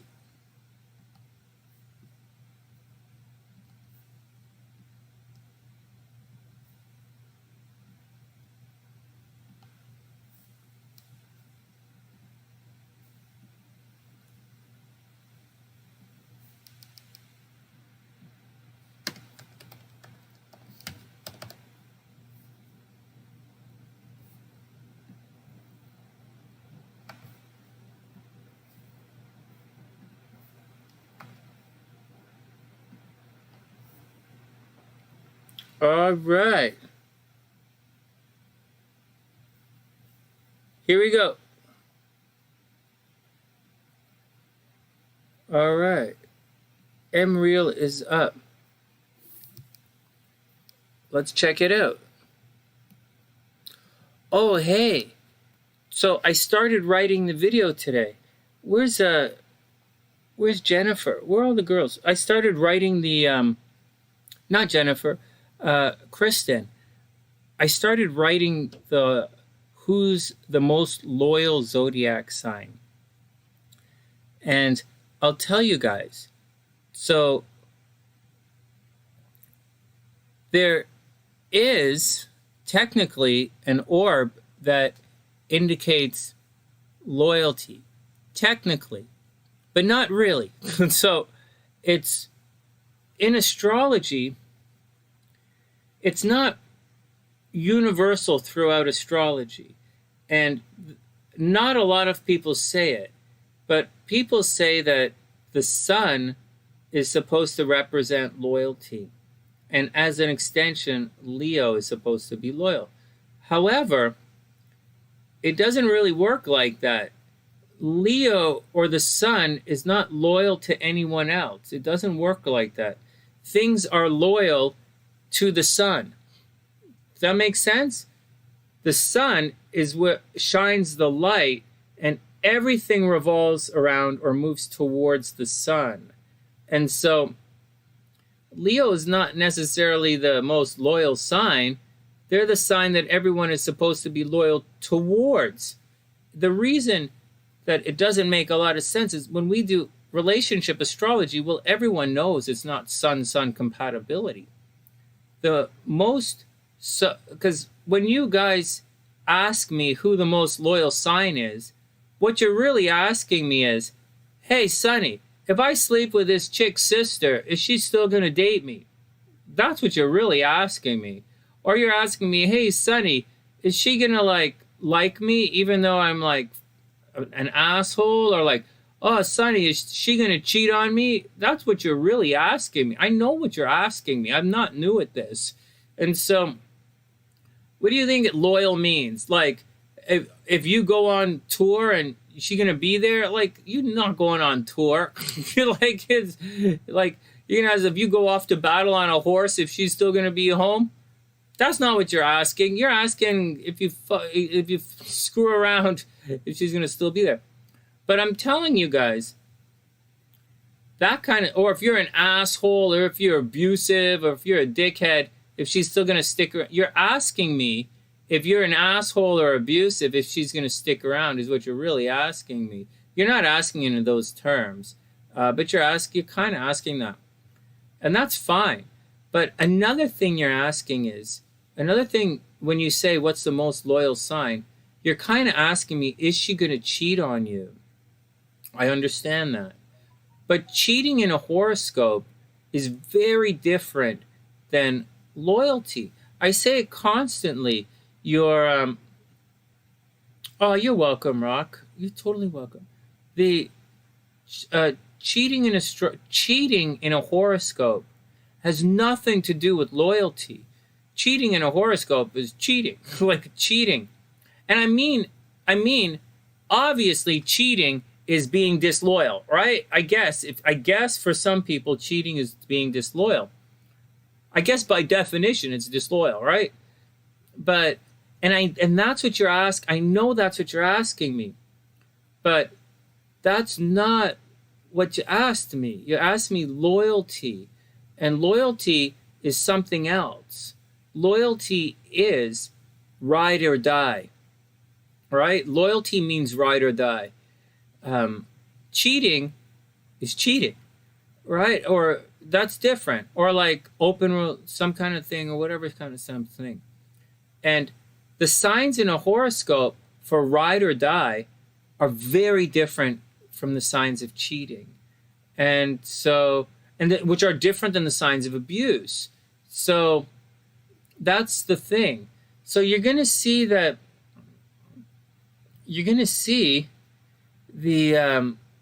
oh, thanks guys. Hey Nadia, what's up? I hope you're having a wonderful day. So you're going to see, so I'm going to explain it in the horoscope when I do it. In the video, I'll explain what I'm talking about. So technically, also, I don't see it in any of the texts that I read saying the Sun or Leo is the most loyal sign. I don't see it. I think what it is it's a very romantic notion from people describing medieval values in a romantic way. Thinking, oh, the Sun, Leo, oh, Leo is the king. Leo is romantic. Leo is the center. Leo is the king. Leo, you should be loyal and romantic and chivalrous and all that stuff, which has nothing to do with Leo. Leo has nothing to do with chivalry. Leo has everything to do with vanity, right? Like Leo has to do with vanity, not chivalry. And so Leo is not the sign that holds the door open. Leo is the sign that expects you to hold the door open for them. So it's a one, if the direction is not, it's not symbiotic. Well, it's symbiotic, but it's not unidirectional. It's whatever. It's not bidirectional. So I'm not making Leo the number one sign. They're going to be something else on there. And the ride or die planet that you're looking for, there is a ride or die planet.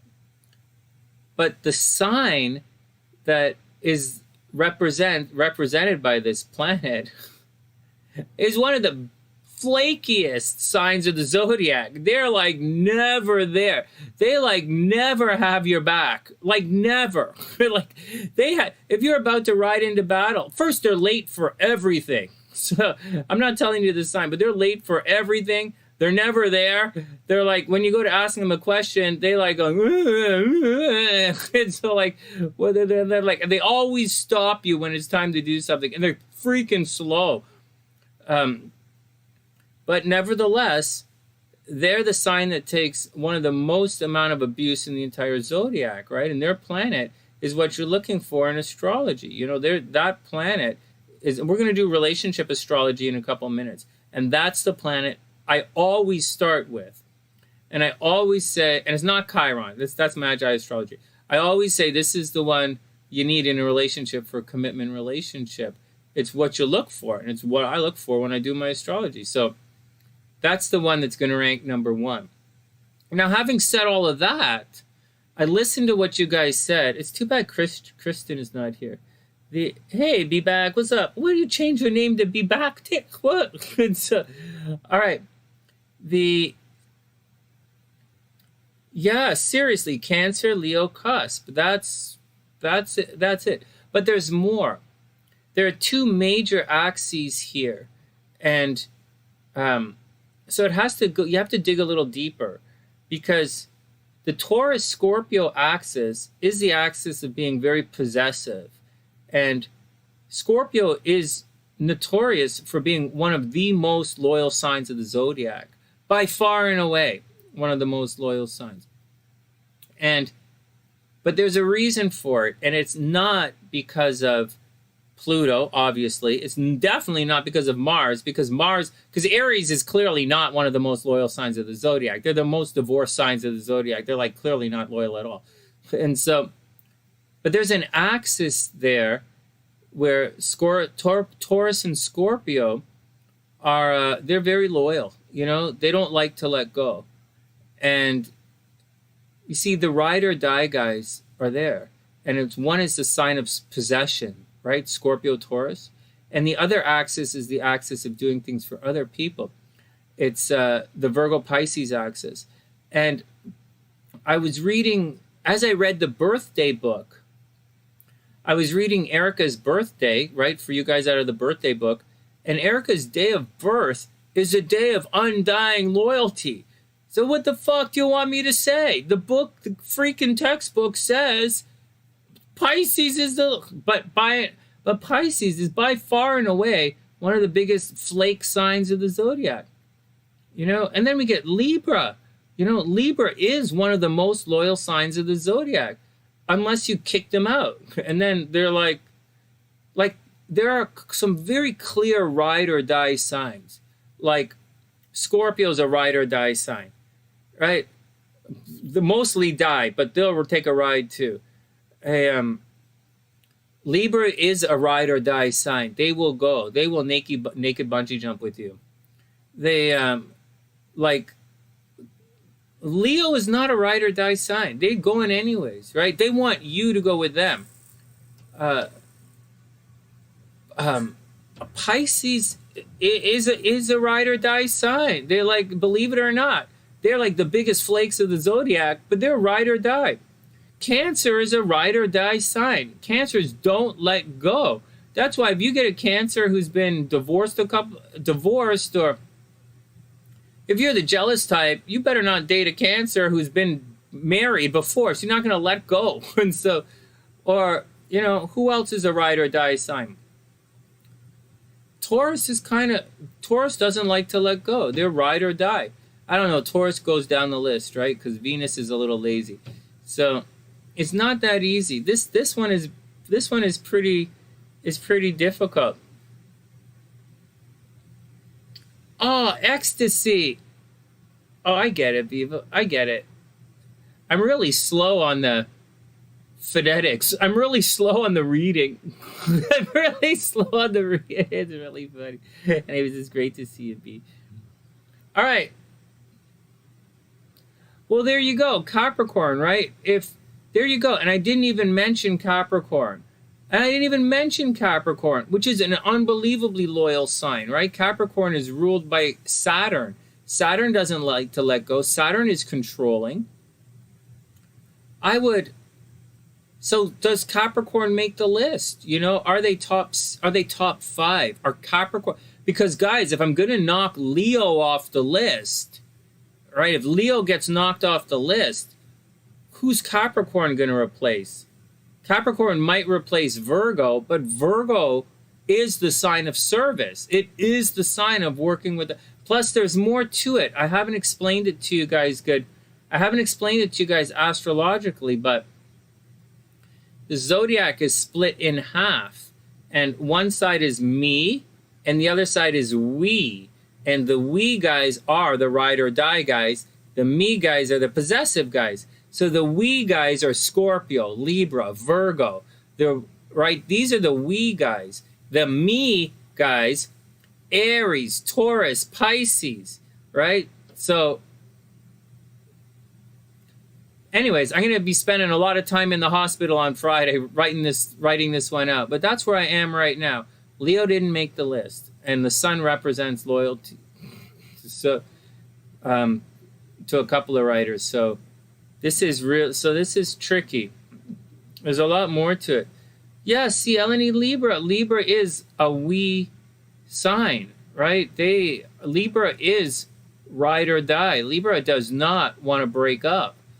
The we guys. I say it all the time in relationship astrology, all the time. I'm like, guys, how many times do you guys hear me say, if Venus is in a certain part of the chart, I'm like, you have to team up with somebody rich or marry somebody rich, or you are the good luck charm. You know, Venus in the 7th house, you are the good luck charm. You might lose your hair. Venus in the 7th house, or not Venus, the moon in the 7th house, you might go bald early, but you're going to, like, you know, you're going to have to do it. Or I might say, like, the moon in the 6th house. Yeah, you're a chronic masturbator. Okay, everybody who studies astrology knows that about you. Maybe you shouldn't be telling everybody your sun, moon, rising sign if you don't want that to get out. Just saying. Just saying. Oh, check out my moon sign. What do you think? Here, this is my sun, moon, rising. What do you think, Sonny? Well, I think you're going to go bald at 25 and you're a chronic masturbator. Maybe you should keep that shit to yourself before talking to a professional astrologer, stuff you don't want to know. Whatever, just saying. So maybe they want to know. I don't know. So maybe, you know, whatever.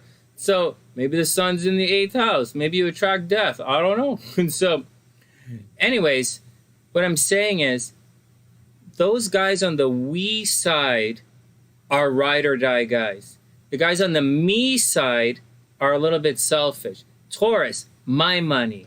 Aries, look at me. I'm Aries. I'm the best. Pisces, I'm going to do whatever the fuck. Pisces, I'm loyal, but if you do anything wrong to me, I'm going to fuck off. That's not what being loyal is about. That's being fucking doing whatever the fuck you want. It's the opposite of being loyal. Libra, they don't want to break up with you ever. Scorpio, they're with you until they die, which is a lot sooner than you think is going to happen. You know, so Virgo, they're doing stuff for you. And so, I don't know, man. So the loyalty is a little tricky. Anyways, I know you guys are asking me when you say who's the most loyal. I know you mean who's going to cheat on you, but ride or die is different. Cancer is by far the most clingy side of the entire zodiac. By far and away, the moon is the most important indicator of an uncontrolled attachment to someone. But Pluto is obsessive behavior. Pluto is OCD. Pluto is obsessing over someone, you know? So this is tough. So if you're not, and Capricorn is we, right? So what are you going to do with Capricorn? If Capricorn's there, who do you knock off? Virgo? Taurus? Pisces? You can't knock off Pisces because Pisces is the sign of helping people, you know? Virgo is the sign of helping others. You know, Capricorn, I don't know. There are 6 solid signs here that do, you know, Cancer, Capricorn axis, Virgo, Pisces axis, Scorpio, Taurus axis. This is 3 solid ride or die axis in the zodiac. And we got to figure out, and this doesn't include Leo, you know, the sun gets knocked off the list. So the list not that easy. Hey, Angelica, what's up? I hope you're having a super amazing day. So, the choked chicken in the 8th house. What? It's not always about the chicken, Dan. I don't know. It's not always about food. Sometimes a guy's just stroking the ironing board. You know, he's got to get that laundry done. He's got to get that laundry done, and he's got to do it before the evening news. You know, just saying, sometimes the guy's just stroking the ironing board. Whatever. It's, all right. All right, everybody be cool. You married your first abusive high school boyfriend. Well, that's okay. There's lots of time to marry your second abusive one. No, I'm just joking. Hey, Dad, I know you're bugging you, man. Just teasing you. Oh, man.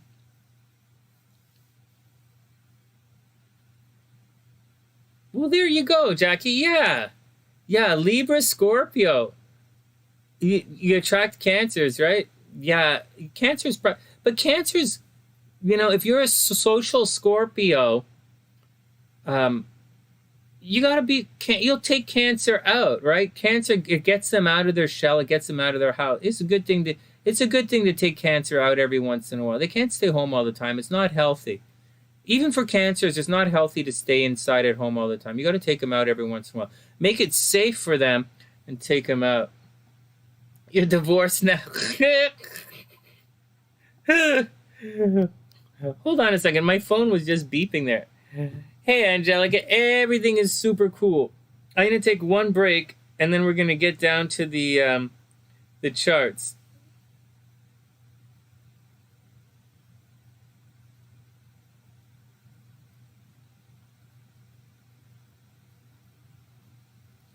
Do do do do do do do do do do do. 1 second.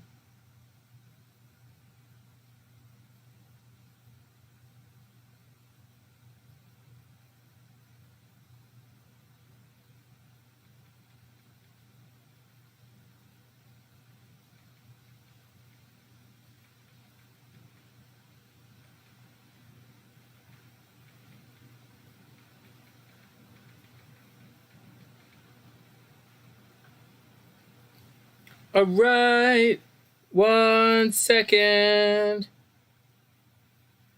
Oh, wait a second.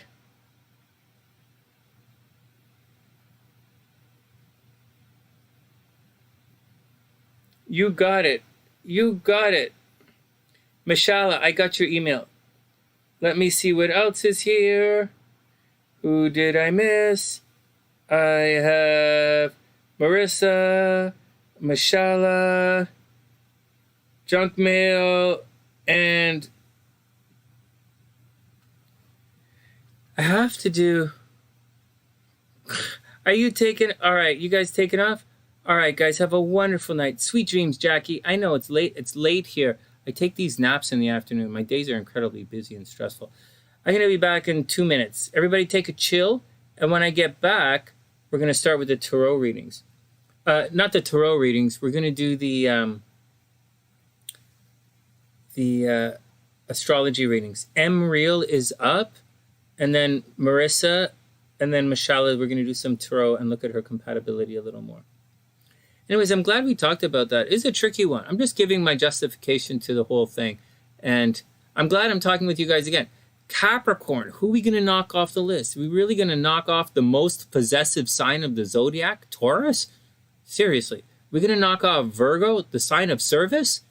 Without...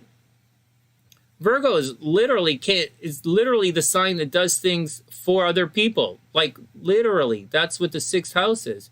You guys know the ride or die houses are like the 6th, 8th, and 12th, which are the signs of like death in the astrology. I never thought about it like that until right now. The ride or die houses are the houses of death ruled by Saturn. But like Capricorn got to make the list. I don't know.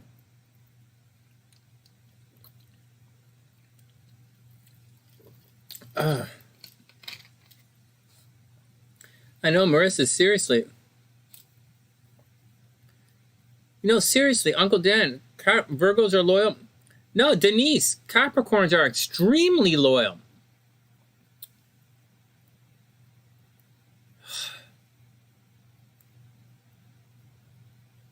let's get rid of Taurus. Let's get rid of Taurus. Yeah, let's kick Taurus off the list. Everyone is gonna say though that I'm doing it because Cancer and Scorpio make every. Scorpio is one of the most loyal signs. What it's all right. It's not that Scorpio is on every list. It's that they're like, we're not doing like. They're not the most freedom-loving sign. They're like the least freedom-loving sign. You know, they're not like, who's the least controlling? Not Scorpio. They're not on that list. Who's the most fun-loving, freewheeling sign? Not Scorpio. Who's the most lucky sign? Not Scorpio.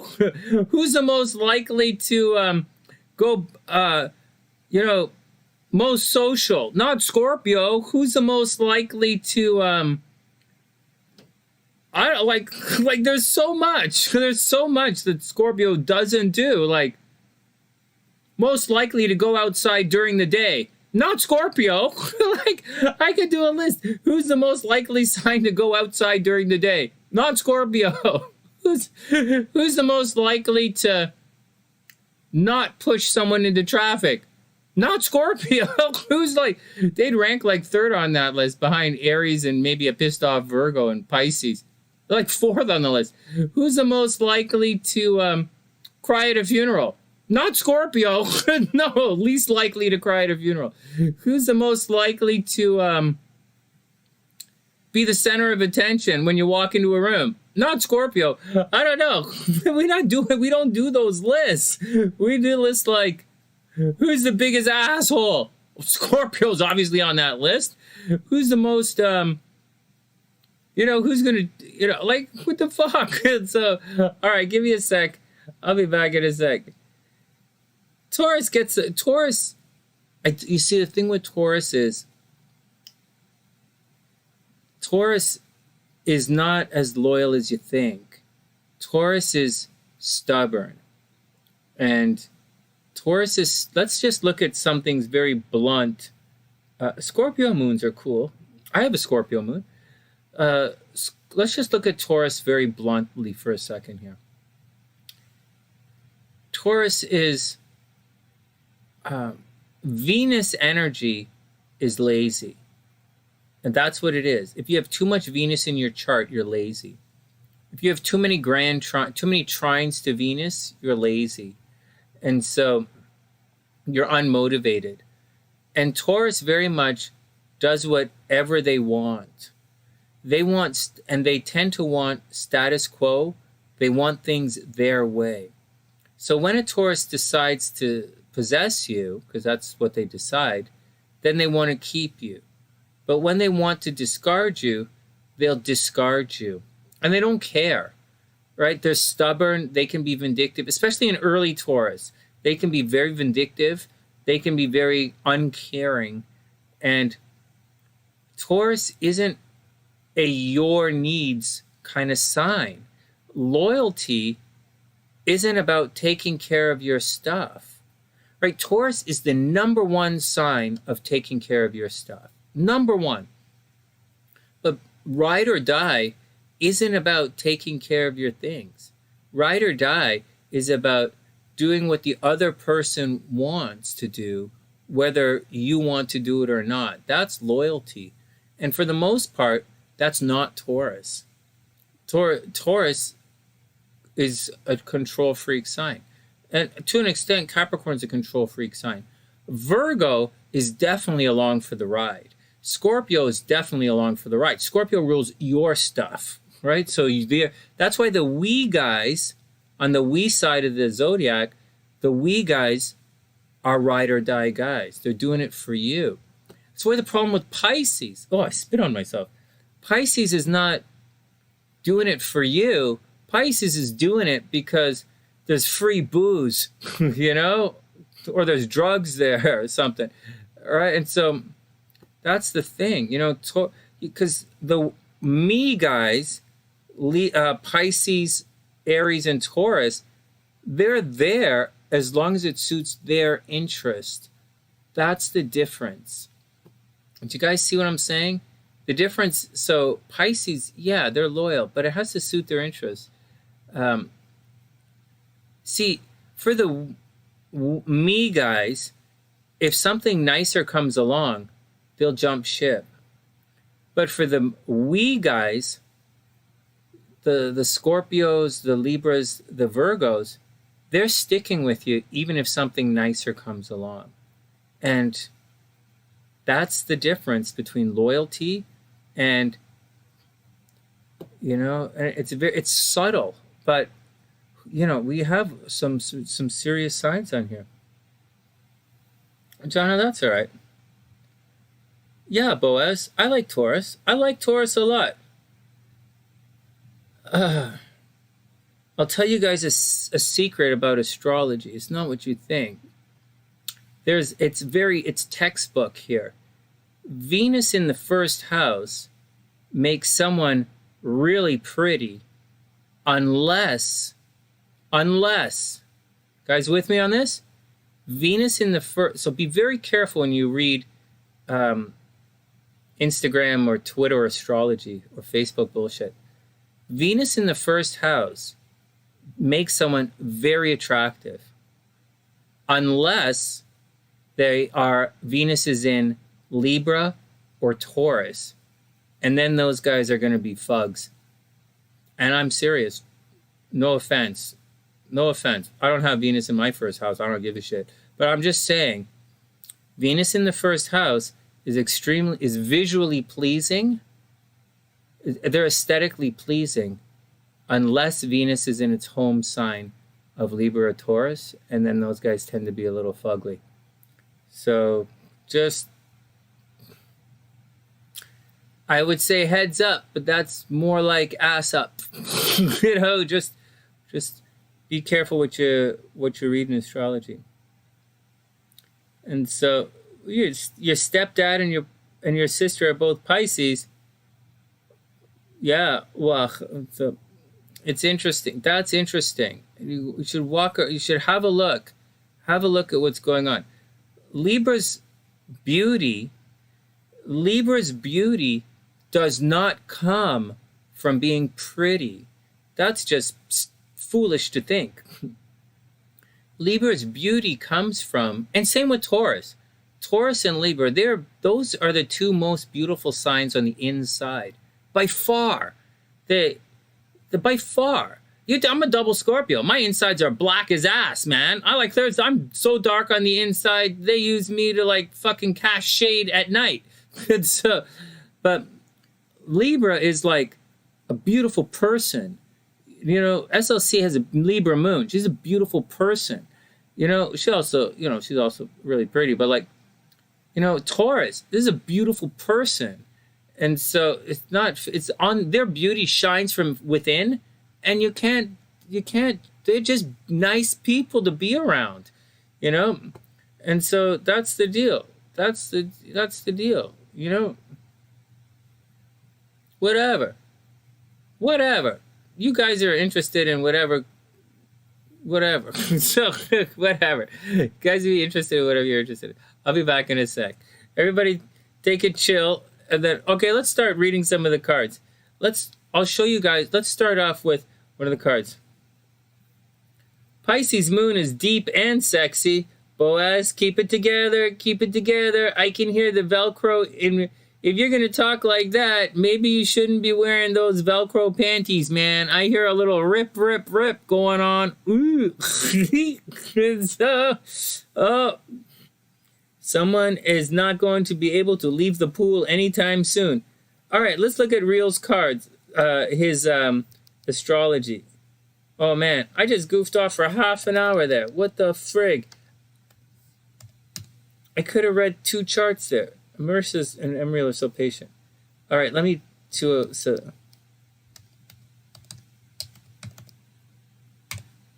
Okay, so here we go. All right. 7 hours long because I had a whole bunch of readings, man. All right, here we go. Let's look it up. First up, Real is up. Longtime Sunnysider. Hi, Sonny. My name is Siobhan. I'm a longtime Sunnysider, new first-time Pisces. I'm a new Pisces. What? Like, long-time Sunnysider, first-time Pisces. You gotta make me laugh, man. I'm a long-time Sunnysider. I'm a first-time Pisces.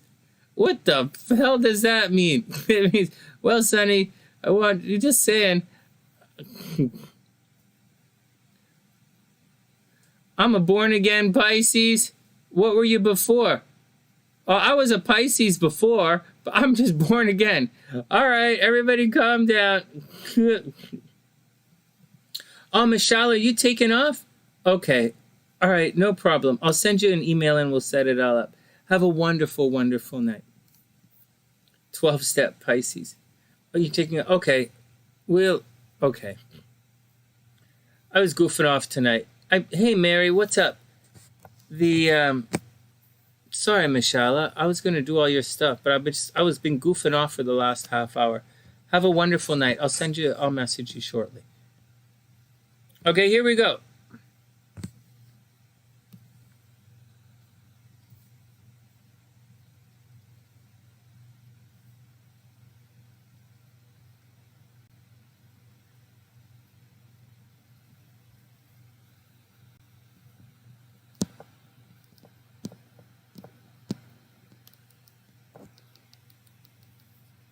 Today, Aries, tomorrow, Pisces. Hey, Nadia, have a wonderful night. All right, let me start the stopwatch. MReal is up. Let's do some horoscopes here.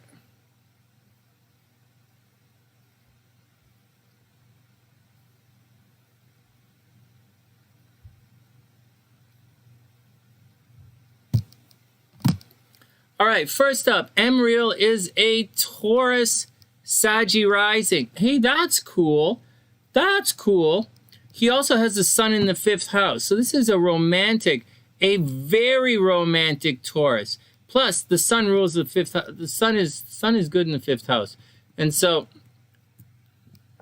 excuse me. So this is a very romantic Taurus. He's extremely creative. He's very romantic. He's Sagittarius rising, so he might come across as very philosophical. Mind you, his Jupiter is retrograde, right? So he's supposed to be philosophical. And his chart's ruled by Jupiter in the 9th house, right? So he should have a very worldly view on things. He might travel a lot. He might be famous around the world. Not necessarily famous at home, but famous around the world. And he's a Taurus. He might be into arts. Not an artsy-fartsy Taurus. But he might be an enterprising Taurus, a highly philosophical Taurus. He might be a teacher. A teacher, someone like a motivational speaker kind of thing, a modern-day prophet, a modern-day philosopher. And he should really get his word out across the world. There is some negative stuff in that part of the thing, what I was talking about, but we'll explain it as we go along. As we cruise along, he does have some difficulties here. He's probably going to have problems in relationships. Wherever the South Node is, there's energy that pours into the chart. And the South Node is in Cancer, more or less. So there's a lot of energy going into his 7th house and a lot of energy happening in his 1st house. He has the ability to be very famous. However, he has to watch it. And he has a tendency to do too much for other people at the detriment of himself, right? A lot of energy going into the South Node, a lot of energy going into the 7th house, which can cause a little bit of problems. He's extremely nurturing. He's a very nurturing, very caring Taurus, but it all leaves for problems at the 1st house. Now he has Uranus, Neptune, and this North Node in the 1st house, right? So he can come across as someone who's, he can be a very hard-working guy. He's a little unusual. He wants freedom in the things he wants to do. I don't know if he has any tattoos or not, actually, but Uranus might create quirky complexion issues, like he might have suffered from pimples when he was younger. He might have had skin problems. He might suffer from headaches every once in a while. He might suffer from mistaken identity every once in a while. Like 2 years ago, when all the planets were going through Capricorn, he might have suffered from identity theft, or he might have gone through a serious change or flux in his life, right? He might have gone through his identity, right? So, all right, anyways, let's move on. Let's just stop harping on the guy's looks and move on. Then we have some tough stuff here. Saturn in the second house, along with Lilith, he's, he has to work, and it makes a really negative aspect to his fifth house, the sun there. So maybe he's going to end up paying money, right? This is money. He's going to have to pay money for his kids all the time. Or maybe he has kids and he doesn't get married, or maybe he spends a lot of money on his girlfriends. And anyways, that's going to cause problems, right? So in addition to that, Saturn doesn't indicate a lack of money. Saturn in the second house does not indicate a lack of money. It indicates working hard for money. But Saturn gives big rewards. Wherever Saturn, not wherever, but like where Saturn can deliver big rewards depending on how you use it. And he's about to go through his Saturn return, right? I'll show you all this in the transits. When we look at the transits in a second, I'll show you. But he has to work really, really hard for his money. And if he does, he will make money, but he has to work his ass off. Next, this is problematic. Mars conjunct the moon in the third house, no less, can make a guy who's very argumentative. It can make someone, or not just argumentative, but it's in Pisces, so very dogmatic, very believing in himself, sticking up for the underdog. And he can be strong to debate. He wants to debate, stick up for the underdog. He's highly philosophical, probably incredibly spiritual. Mars and the moon together like that, it's going to stress a guy out. But moreover than that, in the third house, he might have spent time in jail.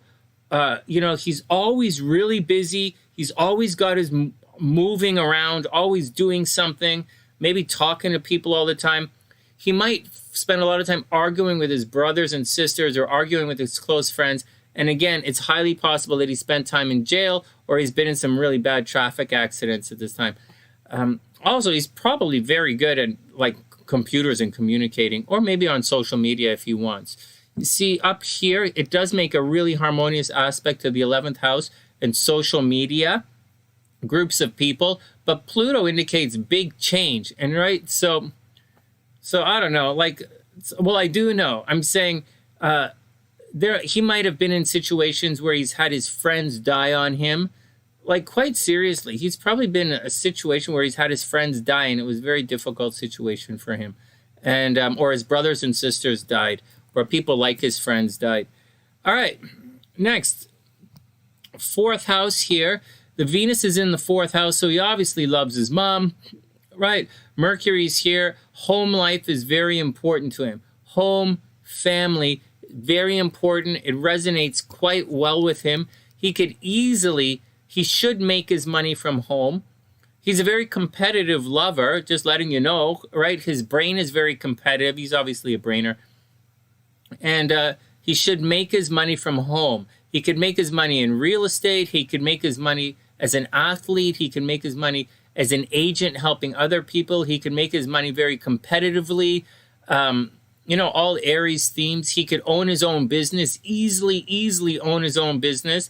But it's in the fourth house, so once again, he should make his money from home. Sun in the fifth obviously indicates someone who's super romantic with a spotlight on the kids. Unfortunately, once again, we have that negative aspect from the second house, so he probably spends a lot of money on the kids.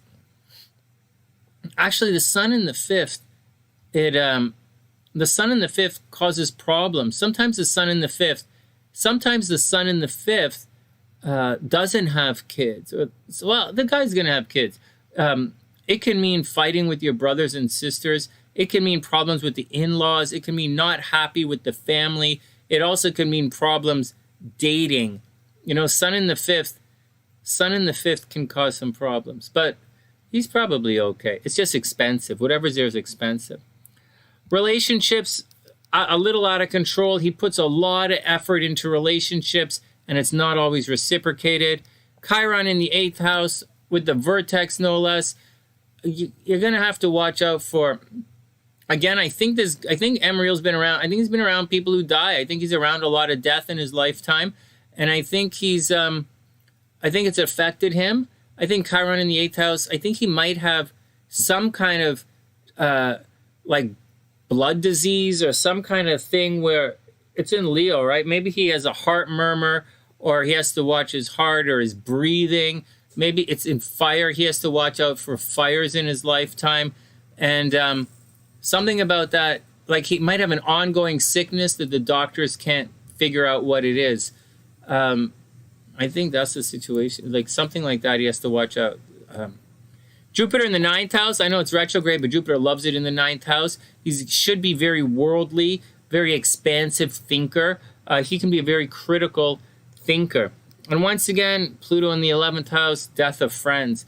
This is interesting chart. It's not as hard or as mean as I'm saying, but you know, Mars in the 3rd with the moon, he gets blamed a lot. He likes to move around. He likes to communicate with people. There's a possibility of some kind of jail time or some kind of, not jail, maybe spending time in the army, maybe he worries about being controlled, right? He does not want to be controlled, right? Uranus in the 1st house. He wants the freedom to do whatever he wants to do. All right, next. Let's look at his transits. I'll show you guys what's been happening in his life.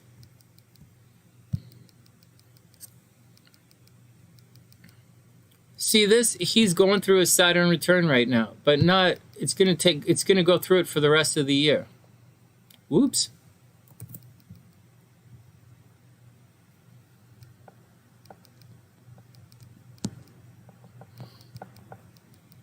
See right there? But Saturn's about to go retrograde, so, and then it's going to come back. So he's going through his Saturn return right now. So things are pretty tough for him. It's going to go through this for a while, right? Saturn is only going to go to 14 degrees and go retrograde, and it's going to go all summer, and then it's not going to get back to 17 till later in the year. So he's going through it now. This is probably a difficult year for him. He's probably going through a big flux. Mars has just crossed the nodes. So there's a possibility that he's fighting in relationships right now. It's a double possibility. One, he might be getting married. One. Two, he might be fighting in relationships. So, but anyways, he's putting a lot of energy into these relationships, whether he likes it or not, whether he wants to be doing it or not. All right, what else is in here? So Saturn return, right? That's a big one. Saturn return. Chiron is cruising through the 4th, so there are probably some emotional problems at home he has to deal with. Right now is he should be lucky in love right now, going through a very nice romantic transit. But I would imagine his life is in a major flux. I think the what did I say last year was the big problem? Oh, last year when everything was in Capricorn. Well, right now, this is it. Saturn return. This is his tough year. And so he's going to have to deal with it. Right now, he's lucky in love. Right now, he might be attracting kids. Right now, sudden and unusual things are happening to him right now, right? Everything is crossing his sun right now. He's a Taurus, right? He had his birthday a couple weeks ago.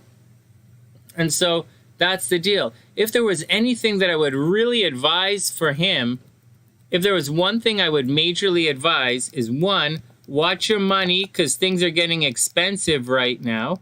Work hard, work hard, work hard. And then watch your health. You might be getting a new job right now. You really might get a new job right now, a new career, but there is a possibility you're going to get really sick. So watch out for it. Or you would have, no, I don't think you would have been sick. I think you might have been sick. Just watch your health. Watch for the health of the pets. And that's the deal. That's the deal, playa. That's the deal, playa. I hope everything is super cool with you. Hope everything is, works out. And I got your back. Whatever it is, we got each other's back. All right, next. What are you guys talking about here? South node in Capricorn, North node in Capricorn. He has his North node in Capricorn. North, oops, that's an M. North node in Capricorn. South node in Cancer. And good Saturn return is awesome. You know, a lot of people get married at their Saturn return. They get new jobs in their Saturn return. It's pretty good. Mars in Pisces is okay, Anessa. I have my Mars in Pisces. Whatever, it's all okay. Full moon in Sag on May 26th? I'm not sure. I'm not sure when the full moon is. But Saturn returns are good, you know? Like, you get a lot of good things happen at your Saturn return. It's just they kind of get forced upon you. You have to change, right? If you don't roll with the change, then it's going to be rough. But if you allow yourself to change during your Saturn return, you'll be okay. All right, next. What the hell? Oh, that's Chrissy's chart. Hey, I didn't bring up... Oh my God, I didn't bring up Marissa's chart. Everybody chill out. I can't believe I didn't bring up Marissa's chart.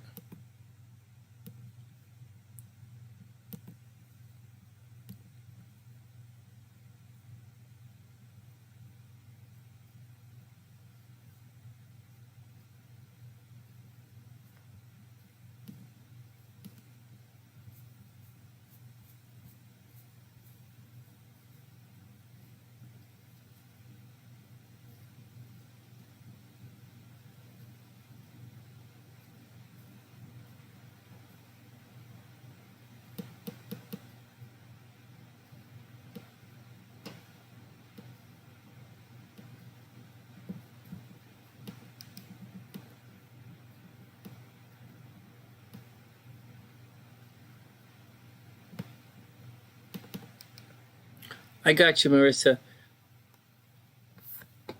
Yeah, and that's about her house during a Saturn return. See, no big deal. And Saturn, it's expensive, right? Buying a house is expensive. But Saturn return, you change your life. Buy a new house. Yeah, I wouldn't sweat it. All right, give me 1 sec, guys, and I'll be right back.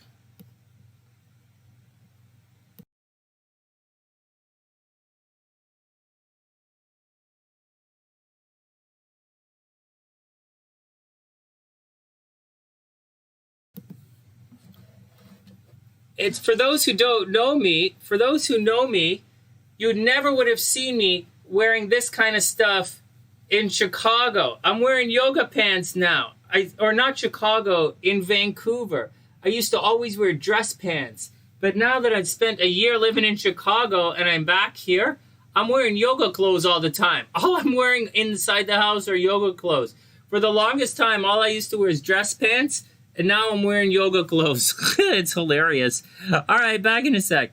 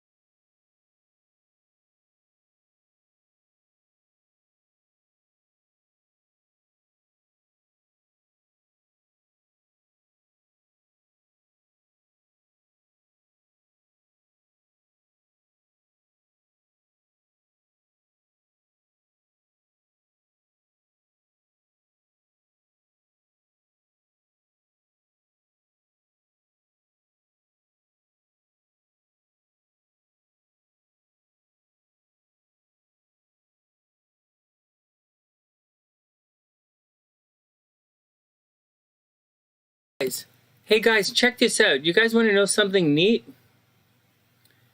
Hey Fire Chick, what's up? I hope you're having a beautiful day, beautiful night. And who's asking me a question? Yeah, Gloom, just put the you just put the birth information in the note. I'll tell you guys something. I'm reading a lot of different types of astrology, and the word yoga came up. The joke is I really suck at yoga, right? Like physical yoga, I really, really, really suck at it. I've always sucked at it. I used to lift weights as a martial artist. I ran the Chicago Marathon 2 years ago. Like no problem. Like I'm in pretty good shape, especially for my age. I'm in really good shape. But and I rode the bike for an hour and a half today. I'm in pretty good shape. And so, but man, I suck at yoga. It's the worst. You know, like to sit on your ass is not my thing. But do you guys know? Okay, I didn't know. I'm reading the Vedic Astrology, and I sent the guys in the class the text, and I was looking at it. And did you guys know? And I was like, what is this yoga? Why are they talking about yoga and astrology? Do you guys know, as far as I know, yoga means combining things. It means the combination of a couple of things. And I think what you guys consider yoga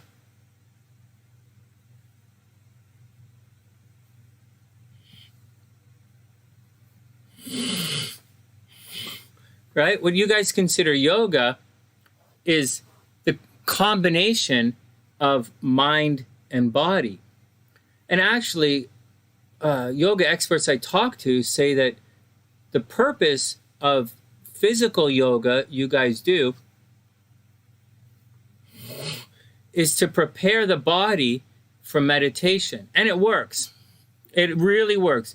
The type of yoga you do, that you guys do, prepares the body for meditation very, very well.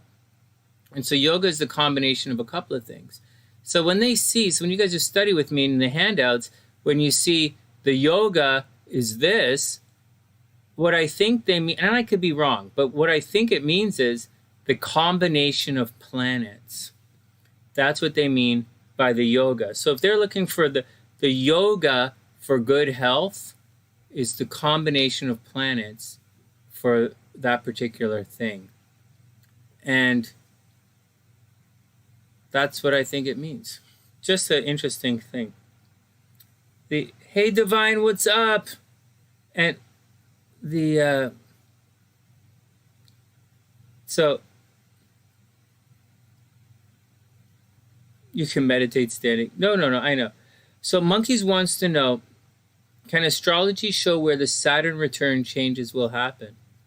Oh yeah, totally. That's where it happens. You know, so in MWIReal's chart, his Saturn return is going in the second house. It's going on in the second house. So he should have big money changes right now. He should be working hard financially, and he has the opportunity to make a lot of money right now. If he works his ass off, he might have lost his job, and but if he works hard, he'll get a new job paying even more money. That's how it works. But he'll probably have problems at work that if he navigates them and positively, he'll end up with a lot of money at the end. All right, one sec. It moves through the second house. Everybody's chart is a little different. My Saturn is in my 12th house. So whenever I go through my Saturn return, I have motherfuckers try and stab me in the back, which is okay. You get used to it. And, you know, some people have it in the first house. They change their identity. All right, next.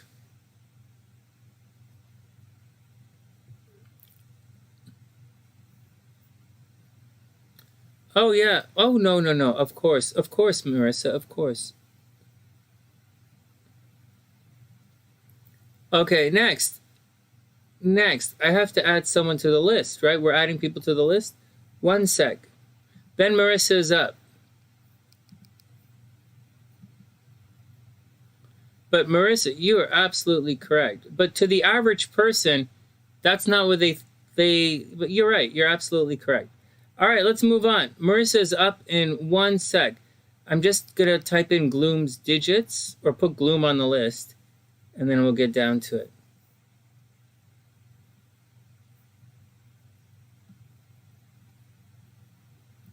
You got it, Gloom. Oh my God, Gloom, you're born on Christmas? Oh, that's awesome.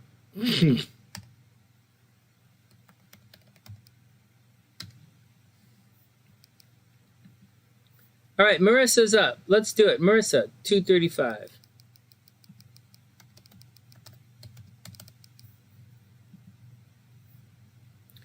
Michelle is not here anymore. I think Michelle went to bed.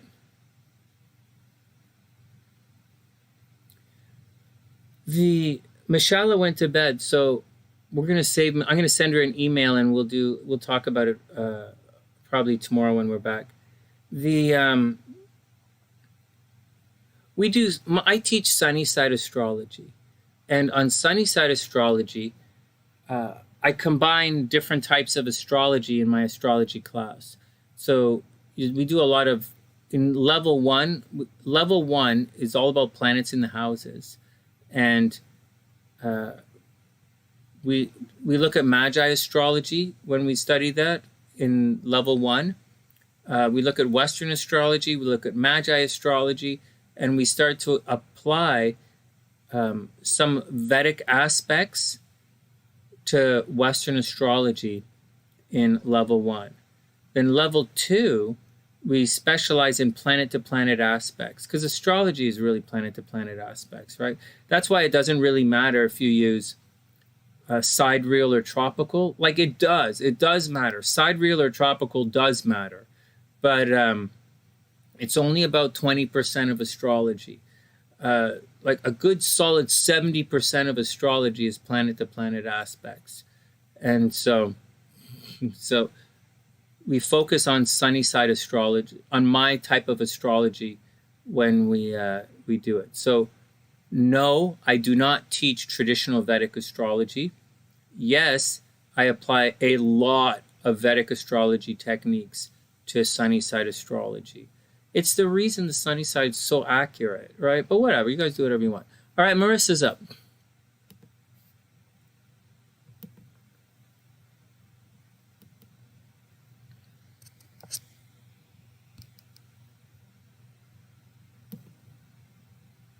I don't do a lot of hoary astrology. You know, astrology of the moment, it's not really my thing. I think it's okay. I think it's really cool. I like a lot of it. I like it. It's just not really my thing, you know? Hey, Nishant, what's up? Oh, that's wonderful. It's great to meet you.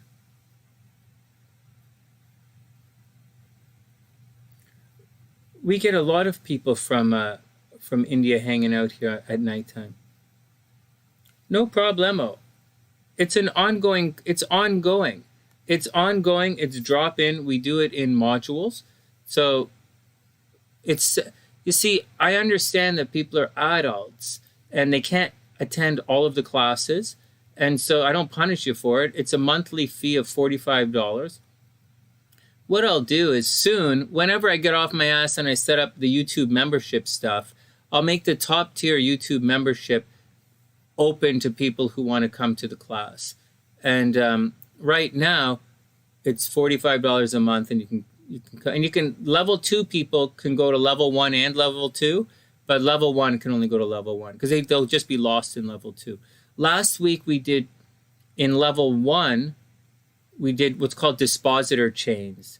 And if you don't know what a dispositor chain is in astrology, then maybe you should study level 1 with Sonny. So just a heads up on that. And if you want to know some of the stuff that we look at, the last year's level 1 exam is on my website, TheSunnySide.net. Anyways, what else? It's all the thing. All right, next. All right, you guys ready? Marissa's chart. This is M's chart.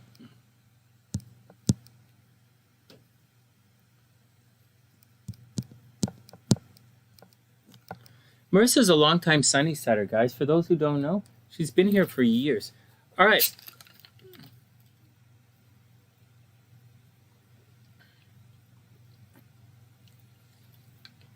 Leo moon is a Santa Claus moon. That's interesting. All right, here we go. Marissa is up. Marissa is, hey, Marissa's chart's just like mine. So Marissa and I are we're both Scorpios, Gemini risings. Right on. So we're chatty Scorpios, or curious Scorpios, or brainer Scorpios. I'll show you guys the chart in SunnySide style, and I'll draw it out for you why we do things differently here.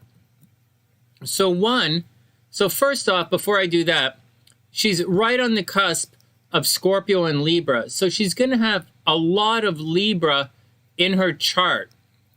So she's going to have a lot of Libra influences as a Scorpio. So she's, as an early Scorpio, she's very different than a late Scorpio. A late Scorpio is going to have a lot of Sagittarius influence, but she doesn't really have a lot of Sag influence, but she has a lot of Libra influence. In addition to that, a late Scorpio is not going to have their Venus in Mercury. There's just no way. But a late Scorpio might have their Venus in Sagittarius, like I do. So there you go. So just a heads up on all of that for those who are interested in astrology. So she's a Scorpio, right? But we'll get to the rising sign in a sec. So she's definitely a Scorpio, but she has Libra tendencies in her. So she's a very balanced Scorpio. She's a Scorpio that's always thinking about the other person. So she embodies all of the positive signs. Okay, I know the Mars is in Leo. She's a little me. Okay, I got it, whatever. That's not what we're talking about. But she embodies, with all this Leo energy, she embodies all that stuff we were talking about earlier. I would imagine that Marissa is extremely loyal. I would imagine she's a very, very ride or die kind of person. And she's always thinking about the other person. If you're talking to her, she's a naturally gifted, say, psychotherapist. She's a naturally gifted detective. She's always thinking about you. And if we're talking about it, she's always talking about the other side. She has a really graceful and eloquent way of bringing other people and other information into the conversation. Unlike Sonny, who has a Sagittarius influence, who's very blunt and direct and to the point. So it's interesting. She's different. She's like that. Anyways, a Gemini rising. She's a Gemini rising. She has to watch out for gallbladder problems, right? Marissa, we're talking about watch out for gallbladder problems. You know, you're probably a chatty Scorpio, right? Like you're probably a chatty and a curious Scorpio once people get to know you. All right, next. So when you're looking at your horoscopes on YouTube or wherever you watch them, obviously you look at your Scorpio horoscope, but your Gemini horoscope is a little late. You might want to look at your Cancer horoscope. So you might want to, so obviously Scorpio horoscope, right? Obviously Scorpio, and maybe look at your Cancer horoscope because the Gemini is a little bit late. So right now, meaning right now transit-wise, Mars is right here. And I would be saying astrologically in the horoscopes, because when I do horoscopes, I use whole house. I don't use Placidius. So if you were to read my horoscopes right now, I'd say that it's very expensive for Geminis. But for you right now, Mars is actually going through your first house. So you have to watch out for headaches and nosebleeds and banging your head and cutting your face. Not cutting your face, but cutting yourself. And, you know, headaches, nosebleeds, pimples, that kind of stuff. So think Cancer. When you watch your horoscopes, think Scorpio and Cancer, but you're Gemini rising. All right, next. All right, next. What else? So cruising along, you have your Mars in the third house as well. It's in Leo. So a Leo Mars is going to be showy. It's going to be dramatic. You're obviously super romantic. You might be a bit of a drama queen. But then Mars in the third house, and it does make some difficult aspects here. You might have a tendency to argue with your brothers and sisters. Maybe there's a possibility, you know, you're always busy, always running around. Maybe one of, you know, maybe there was like, you know, maybe you were in a really bad car accident at one point in your life, or maybe there's a situation where maybe you were in the army or you had your movement restricted or you're afraid of that. There's a tendency for you to get blamed for things you didn't do. right? Mars in the 3rd house can indicate some kind of detainment physically, like going to a private school or going to boarding school or being in the army or being in jail, right? Or being blamed for things you didn't do. So watch out for it. You can be a lot more argumentative than you realize. But so what? Then we have Venus in the North Node in the 4th house. Once again, this is another chart with Venus in the 4th house. This is someone who can make a lot of money from home. So Marissa, if you wanted to, you could work from home. And I mean, it's in Virgo. Virgos are usually the healing arts.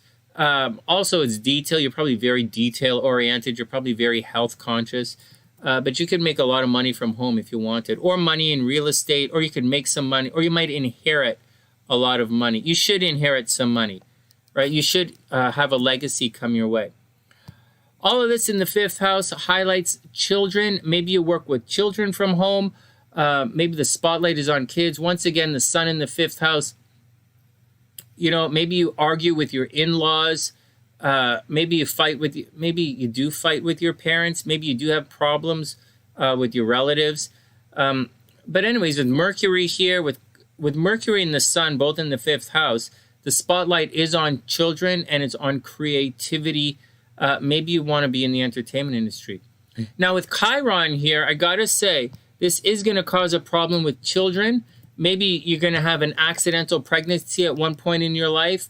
Maybe you're going to have something with children that's going to make you really sad. So I don't know that you necessarily say a miscarriage or anything like that, but something with children are going to make you really sad. So maybe you're working with children who are sick or something along that lines.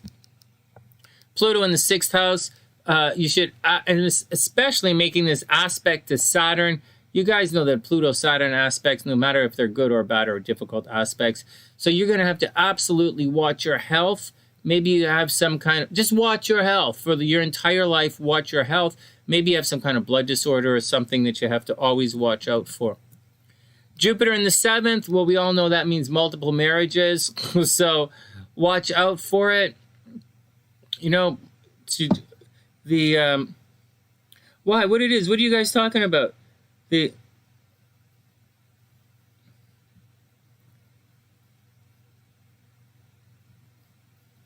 Oh, you just became a mom? No way. Yeah, right on. Congratulations, Marissa. Totally congratulations. Super congratulations. All right, let's keep going here. So Jupiter in the 7th house, you know, oftentimes Jupiter in the 7th house leads to multiple marriages, you know, not at the same time. Maybe, I don't know, not same time, but Jupiter in the 7th house almost always leads to a divorce and remarriage. Like, it's just usually what it means. Hey, I think Sun in the 5th house leads to, I think technically this means, Sun in the 5th house technically means you're going to have a boy after, it's like, I think it's technically a failed attempt at first having kids, and then having kids later in life, and your firstborn is going to be a boy. Technically. I don't know. That's what it technically says. But who knows? Anyways, Jupiter in the 7th house usually indicates multiple marriages. You know, watch out. Just always watch your health, right? Pluto in the 6th house. Like, you have this in your 6th. Pluto in the 6th, Uranus, Neptune in the 8th. Watch your health, watch your health. Can't say it enough. Saturn and the moon in the 10th. Maybe you do dream about, well, your moon is in Pisces, so you artsy-fartsy, man. You artsy-fartsy is really cute. so, anyways, you definitely stick up for the underdog. But then Saturn's in the 10th, so watch yourself, you know. People are going to bullshit about you. You're all, you know, it's, the South Node is here and the moon is here. The moon isn't usually happy by, Saturn and the moon and the South Node. That's not a good combination, especially publicly. You might keep a lot of your feelings bottled up. That's a textbook, right? You might keep your feelings bottled up. You might repress your subconscious. You might repress your desires. But then there's a possibility that you'll work really hard to make your dreams and your desires come true, right? It's two swords. It's a double edge of this particular sword. And unlike the other planets, Saturn retrograde gains strength, right? Whereas most planets lose strength when they're retrograde, Saturn retrograde gains strength. So that's the deal. But Saturn by the moon is always going to cause some problem. Maybe it causes, some mental issues. It might cause depression. But the biggest deal is it's in the 10th house, which means watch out for haters at the office. All right, next.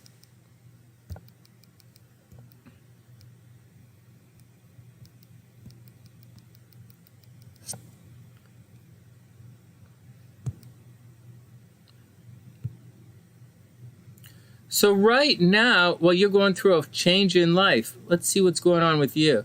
You are going through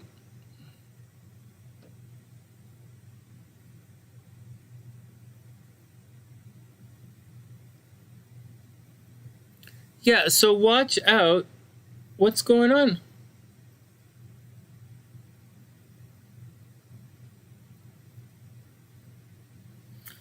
You know what, Marissa? Oh, absolutely. Moon on the 10th, always focused on success, totally. And working hard towards it. You know what? It doesn't mean you're going to get married multiple times. Marriage is a modern idea. Marriage is not a modern idea. Marriage is a timeless idea. But relationships, the way relationships are structured and the way we structure relationships are very different. And like I've had charts of people that say, they're going to have problems in their marriage, and people have said they've never been married. But I've seen charts where people, like the girls lived with the guy for 15 years, they have 3 kids, and they split up, and she says, I've never been married. I'm like, well, what the fuck? So it doesn't mean you're going to get married. It doesn't mean that. It means multiple possibility for longer term relationships. Or people, you might have multiple soulmates in this lifetime. It's not a big... The idea of marriage is being phased out, is slowly being phased out of astrology. And so, just to let you know, the 5th house, this here used to be the house of marriage. Now we're putting it up here, and soon we're going to move it somewhere else. All right, let's continue. Hey, Annie, what's up? I hope you're having a super amazing day. And I don't want you guys to get divorced. I know what it's like to get divorced. I think it's a brutal thing. All right, so right now, continue to watch your health, right? As Pluto cruises through your 8th house, always watch your health, always watch your health. You might be thinking about going back to school. You just had a kid, so you're probably not traveling, but that's the major theme for this year. The major theme for the year is your 9th house, right? Your 9th house of spirituality, philosophy, and traveling and study. That's your major theme for the year. So whatever, next year, right, 2022, you're going to be back at work in 2022, right? When Jupiter moves over here, that you're going to be very lucky again, publicly, very, very lucky at work again. But not now. Now is it's like this. I'll show you. It's like study and then get the new job, right? Do you guys see how that works? Study, then get the new job. And that's the phase you're in right now. So whatever, just roll with it. That's the phase. You are very lucky behind the scenes right now, right? Venus is cruising through, secret admirers, people helping you behind the scenes. People are gossiping about you, right? Mercury is in the 12th house, so people are gossiping about you. Watch out for depression. I'll say it again. With the North Node cruising through here and the South Node cruising through your health, watch out for your physical health, and watch out for depression, physical health, and depression. Watch out for it. And that's the deal. That's all you have to watch out for. You see, you're Gemini rising, but Mars is going through your 1st house. That's why you should check the Cancer horoscopes. So you have to watch out for your health, watch out you don't hit your head, watch out for pimples, blah, blah, blah, blah, blah, blah. And that's the gist. That's the gist. Next year, big career year. Next year, big, like really big year for your career next year. This year is a good year for studying. All right, that's it. That's it. All right, next year. You're a nurse, right? Oh, yeah, go astrology. Yeah. So, yeah, Virgos make really good nurses. That's why I'm saying Virgos are ride or die. All right, next. Nah, Marissa, everything is cool. Everything is cool. You're a long time. I'm proud of you. Congratulations on the squirt, on the little bambino. He's really cute. I bet he's a cutie. I love kids, man. I love kids. They're so. I love teaching kids. I like kids.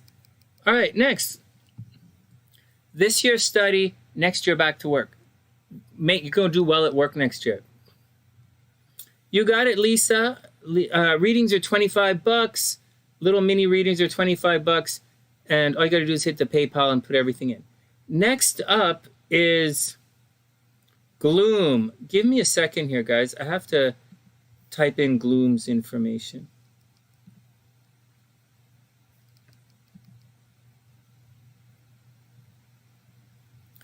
Annie, how's everybody's health? How's your brother-in-law? I guess your brother-in-law is still in the hospital, right? I hope he's okay. Well, he's not okay, right? And he's not going to be okay. Well, I hope you're okay. I hope you're okay. You know, and I hope you're okay. Hope the kids are okay. You know the deal.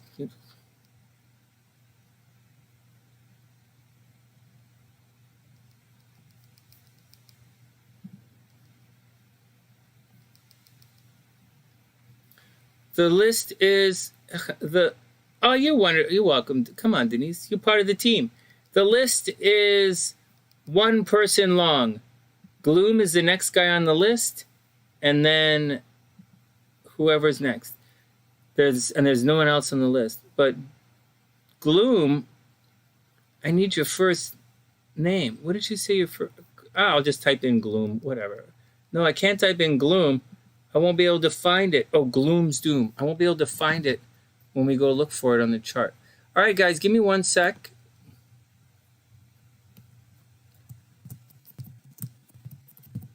Gloom. Doom's born on Christmas, guys. How trippy is that?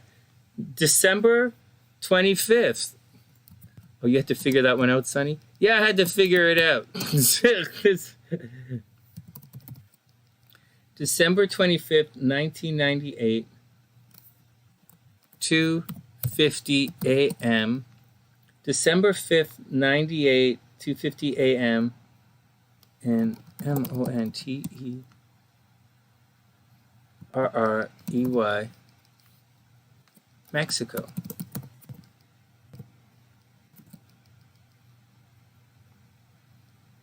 Nuevo Leon, Mexico. I did it. All right. Hey, December 25th, 1998, 2:50 a.m. in Mexico. Well, how's that for a birthday, man? That's pretty cool.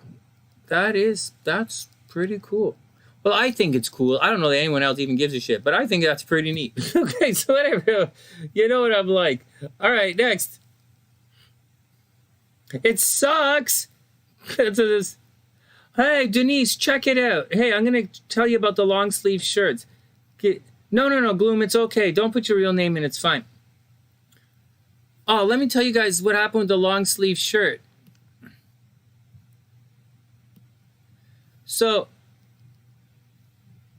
I don't believe that you should pay for anything on certain software. So, I don't. And I think I do. I fried up my computer. I can't tell if it was the regular software that I use online or if it was the PDF editor I was using online. But one of them fucked up my Mac.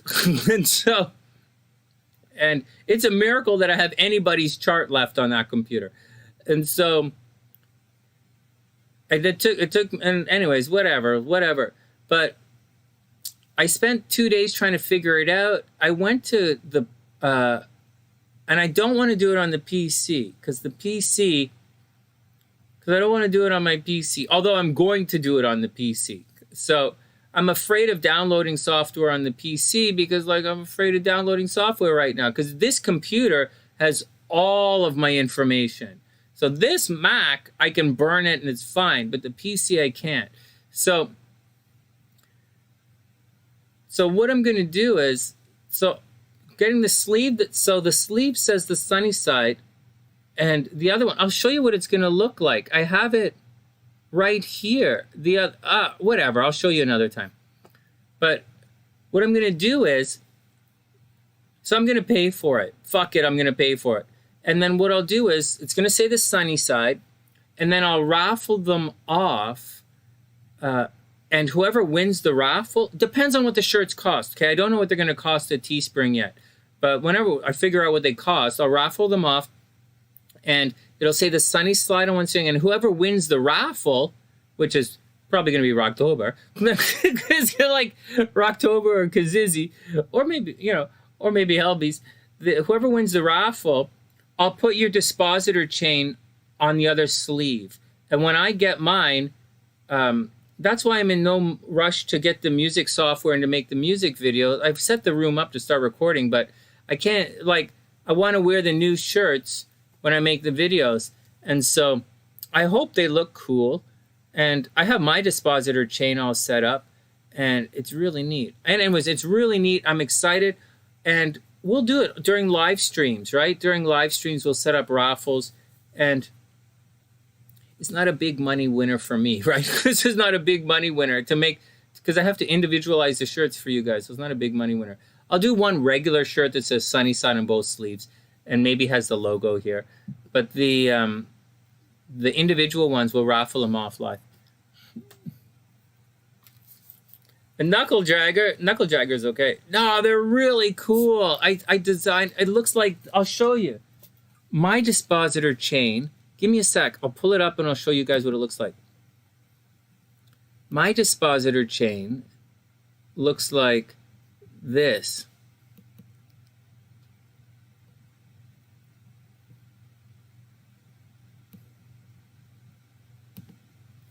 So on one sleeve, it says the sunny side. Right? On one sleeve, it says the sunny side. And on the other sleeve, it's going to have this. This is my dispositor chain.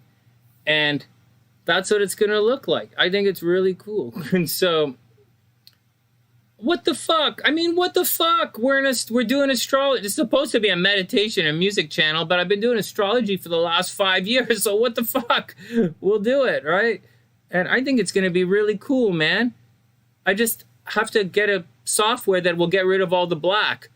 And so I think I figured out how to do it. So I'm going to do it. I'm going to do one messy hand. I'm going to do one for me, hand drawn like this. And then I'm going to do a nice version for everybody else that has, the glyphs, that aren't hand drawn, that are nice circle for the sun, nice moon for that. And that's what I'm doing. So I think it's really cool. I'm really bad at this. Right? It's taken me a long time to do. For most people, it'll take literally 5 minutes. For me, it's taken literally 5 days. 5 days, fucked up the computer, almost shafted my other computer, and I somehow crashed my account on YouTube. I know. What do you want? I'm not an art guy. I get it. Sonny's not an art guy. Figure it. So whatever you do. It's really cool, huh? But it's really funny when you saw how much I screwed everything. Whatever. I'm not an art guy. I think they're gonna be fun. Thanks, guys.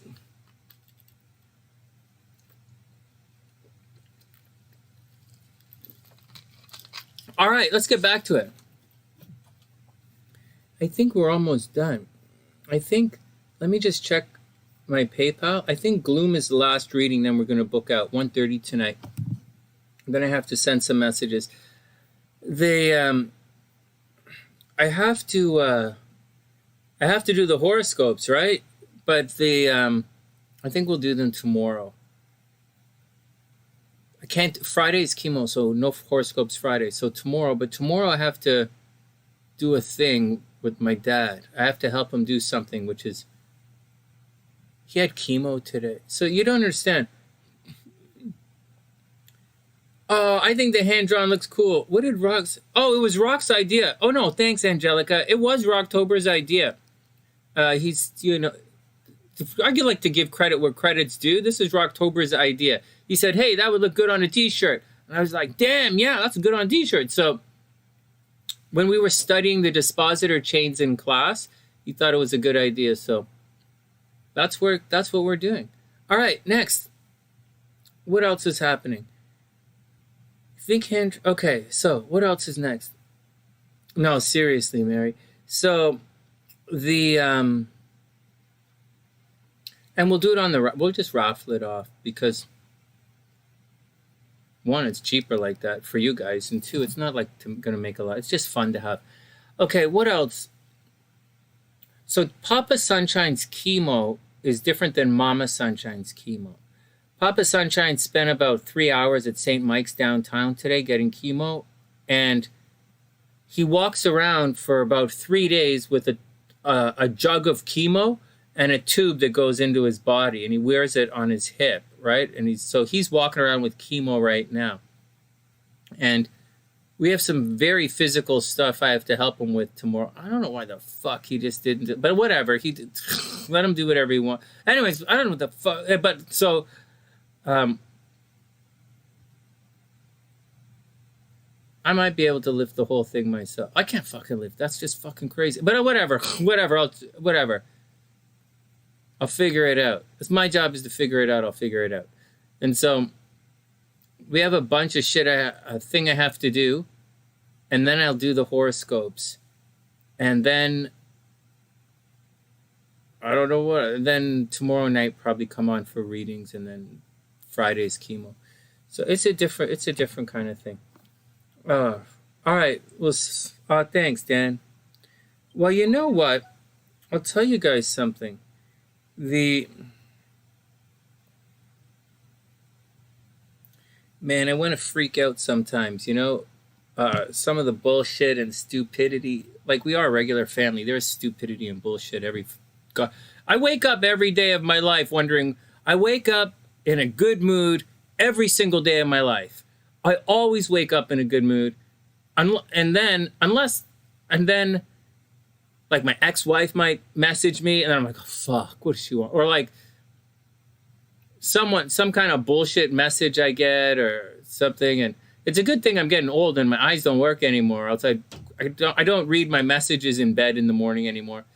But I lie in bed in the morning, I open my eyes, and I'm usually in a good mood, and I'm like, please, God, let me make it through one day without any fuckery. and not to be ungrateful to the universe, but it hasn't happened yet. Like, including today. Hence why we haven't had the horoscopes done yet, and it's Thursday now. It's technically Thursday, because nobody seems to care about Sonny's job. And so everyone around me is rich, but I'm not. And so people do. I'm famous, not rich. There's a difference. And so same with Vancouver. Everyone around me has money, not me. And so it's fucking, I have to keep working, and nobody seems to get that. Fuck, I just don't get it. Anyways, it's hilarious. But but I'll tell you guys the secret. No, Gloom, it's serious. But I'll tell you guys the secret.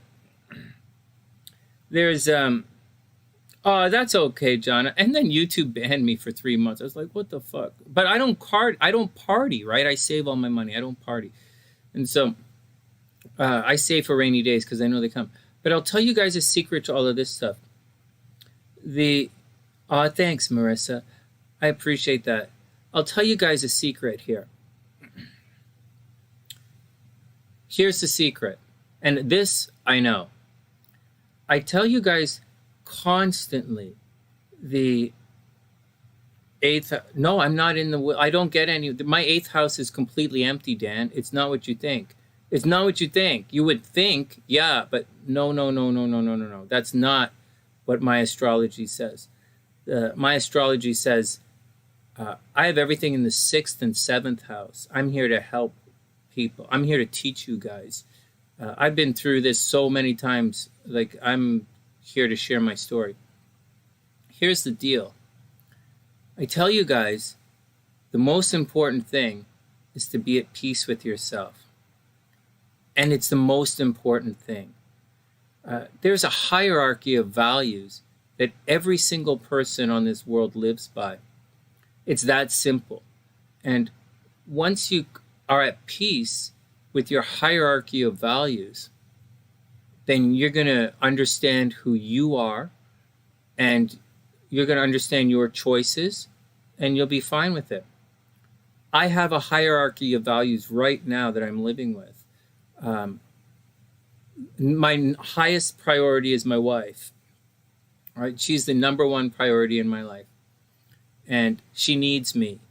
Whatever she says, or whatever kind of bullshit anybody says or does, or any kind of my wife needs me.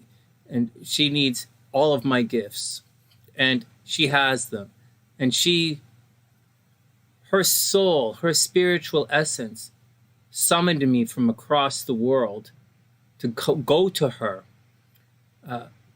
And she was the only one who could reach me out of literally thousands of people who contacted me all the time. And her soul reached out to me, and I heard it, which is a miracle because I don't listen to fuck nobody. Everybody knows Sonny don't listen to nobody. But I heard her, and she woke me up. I don't know why the fuck anyone would want to wake Sonny. Just like, I don't know why anyone would want to fucking push me. But she just woke me, and she needs me. And that's why I'm here. And once again, these live streams are because of her. Because if it wasn't for her, I would own my music studio and I wouldn't have to live stream. We'd be live streaming music right now. We'd be live streaming jams and I would just be fucking around.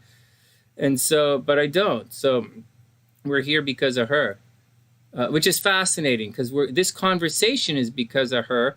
And tons of people have asked me to talk like this, and I've always said I will, but I never do. Unless she comes. Anyways, my first priority is her. Then the second priority is my parents, right? I'm here because of them. And then the third priority is my health. And it's in that order. Today, I made sure SLC was under control. And then I took my mom to the hospital. I made sure everything was good with my dad, make sure he was good with his hospital visit. And then I worked on my health. I rode the bike for an hour and a half. And then I went to work, which is right here. That is down the list is my job. And so that's the deal. Those are my priorities. And once you come to grips with your priorities, you're going to be a lot better. When I was sitting in the car at the hospital, I was like, I was researching my next videos. I was writing the next video. I multitask, but I have a list of priorities. And you guys have a list of priorities as well. And you have to come to grips with your list of priorities. So if someone asks me to do something and I haven't gone to the gym yet or worked out yet, I'm probably going to say no. If SLC or my parents ask, I will probably say yes, because they're a high priority. The other one comes afterwards. It's how it works. So that's how it works. Then we have another thing here. So that's first, right? Your priorities are first. Here's the second thing. So the second thing is, at the end of the day, and this is what Mama Sunshine says all the time, you have to do it for yourself. Because at the end of the day, it's just you. And there's no sense in, we like to see the smile on people's faces. I like to, when the kids win all those awards, I'm proud of them. I brag about my students. I brag about the people I worked with. I talk big about everybody. But when people die, at the end of the day, they die. So there's no, you did it for them, because they're not there anymore. There are no more smiles to be had, right? There is no more, what can I get from this? It's why with people who say, at least you got alert, at least you learned something, at least you got this, at least you do this. That's absolute donkey fucking bullshit. It's such a stupid, loser, selfish way of looking at things. It's what losers say to make themselves feel, you fucking lost. At least you fucking still have 2 testicles, you know? They may be shoved up your throat, but at least you have, like, doesn't work like that. You lost, motherfucker. It's done. When you understand time, you realize you've lost. And so when they're gone, when people are gone, there's no more smile on the face. You only have you. And you only have peace. You are at peace with who you are, or you have regret. That's all you have. At the end of the day, you're sitting there all by yourself on the beach. And I have been there all by myself on the other side of the world, on the beach, staring into the ocean, sitting in the motherfucking rain. All you have is peace or regret. And that's it. So how do you want to live your life? Do you want to live your life in congruent, peaceful, at peace with yourself and your decisions? Or do you want to live a life with, what do you want to carry within you? Do you want to carry peace, or do you want the burden of regret? It's that simple. At the end of this day, I'm at peace with myself. I am, doing what I do. I'm not doing the best I could do, obviously, but I'm sure not doing the worst I could do either. And I don't regret any of this. I'm at peace. And the universe blesses those who are at peace with themselves. Not those who are fucking psychotic. Fuck you, fuck you, fuck you. Not necessarily. Like, sometimes, but not necessarily. The universe blesses congruency. And that's the best lesson you could learn from the master hypnotist sitting right here. So that's my biggest lesson for you guys. The universe blesses congruency, the mind-body, emotional connection. If you can achieve that, you'll be blessed. And that's the deal, that's the deal. Everything else is great. Great. Like, great. It sure would be nice if, but like, that's not the deal. That's not the gig. It's just not the gig. And that's the action. All right. As for everything else, they go fuck themselves. I don't give a shit. Whatever. So, all right. Next, let's move on.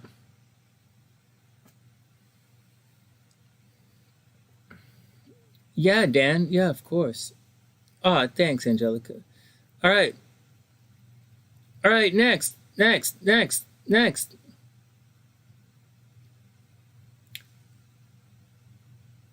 All right. Next. Let's read some charts. We're going to look at Gloom's chart. Oh my God, did you see that spaghetti-ass chart we looked at yesterday? Oh my God. So Michelle is not here, but I'm going to send her a message and probably set up a personal reading with her. And it's,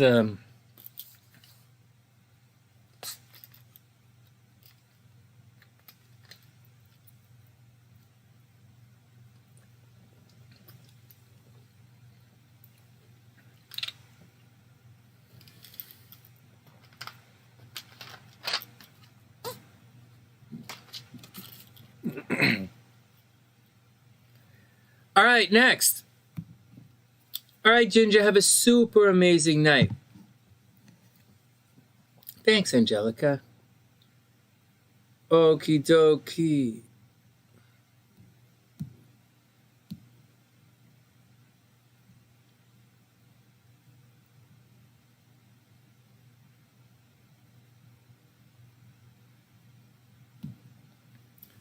Anyways, whatever. It's only a time. Fuck, I have time. Actually, the other thing is, my astrological chart says I'm going to die suddenly. So, I better leave a nice looking corpse. So, wear lots of hats. Yeah. All right. All right, next, let's cruise through. Let's look at Gloom's chart. Whoa! This is not Gloom's chart. This is going to look cool on a shirt. All right, I did it. I tried. Okay, we'll see if it works out. I like it hand-drawn like this.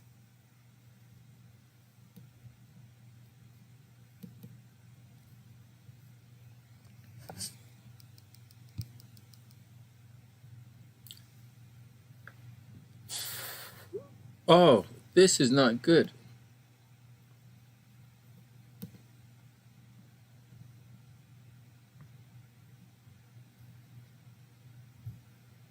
So you see, hey, what's up, Leon? What's up, Playa? I hope everything is super cool. Watch this, guys. So this is what I was talking. Way to draw straight lines, Sonny. So this is the me side of the chart, and this is the we side of the chart. That's why, you know, let's pretend this is Aries. I'm Aries. I'm the best. You know, Taurus, my money, my money. You know, Aquarius, you know, we're all sitting in the audience. Us, Aquarius, us, right? Then we have Pisces, you know, I'm going to do whatever I want to do. Third house, Gemini, I have questions. And then Capricorn is here as well. That's the thing with Capricorn. Does Capricorn make the list? Because they're on that side of the chart. What about the we signs? Is Sagittarius really a we sign? I don't know. I don't know the answer to that one. I don't know. But Scorpio is looking after your stuff. Libra, relationships with you. Virgo, helping you with your stuff. Cancer, super clingy. Leo, I don't know what how that could be a we. That's like, Leo doesn't make the list. So, although Leos are a loyal sign, man. Leos, as long as you suck up to Leo, they'll be loyal. I really like Leos. Leos always try and prove that they're... Aries wants to show off and pretend to be the best, but Leo really proves it. They really trying to prove to be the best. Anyways, that's the thing. Capricorn should make the list somehow, right? Let me figure it out. But we're going to have...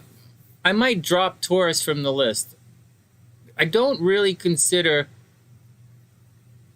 Taurus a loyal sign. I used to until I divorced her. And so, all right, next. And you like the hand-drawn, Marissa? Yeah, I like it too. Okay. Gloom. All right, Gloom, and then we'll boogie out. Almost 2 o'clock. Oh, I know, Leon. Like, I don't know. It's not a bad-looking design? Right on. Thanks, Leon. That's really sweet. I appreciate that. Okay, here we go. Gloom is up. Let's do this and get out of here. Oh, wait. Let me check. Make sure no one else snuck in. I have a really bad habit of that.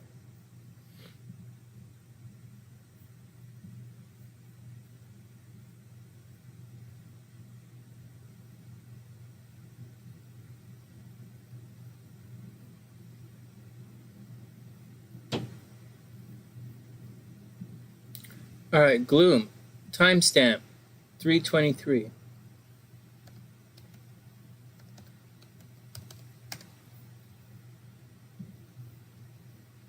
All right, Gloom, here we go. Gloom is a Capricorn. Whoa! I like, oh, wow! Capricorn, Scorpio rising. Oh, this is a guy who is a bit of a sex freak. And so, just saying, he is definitely not a power bottom. He is definitely a top.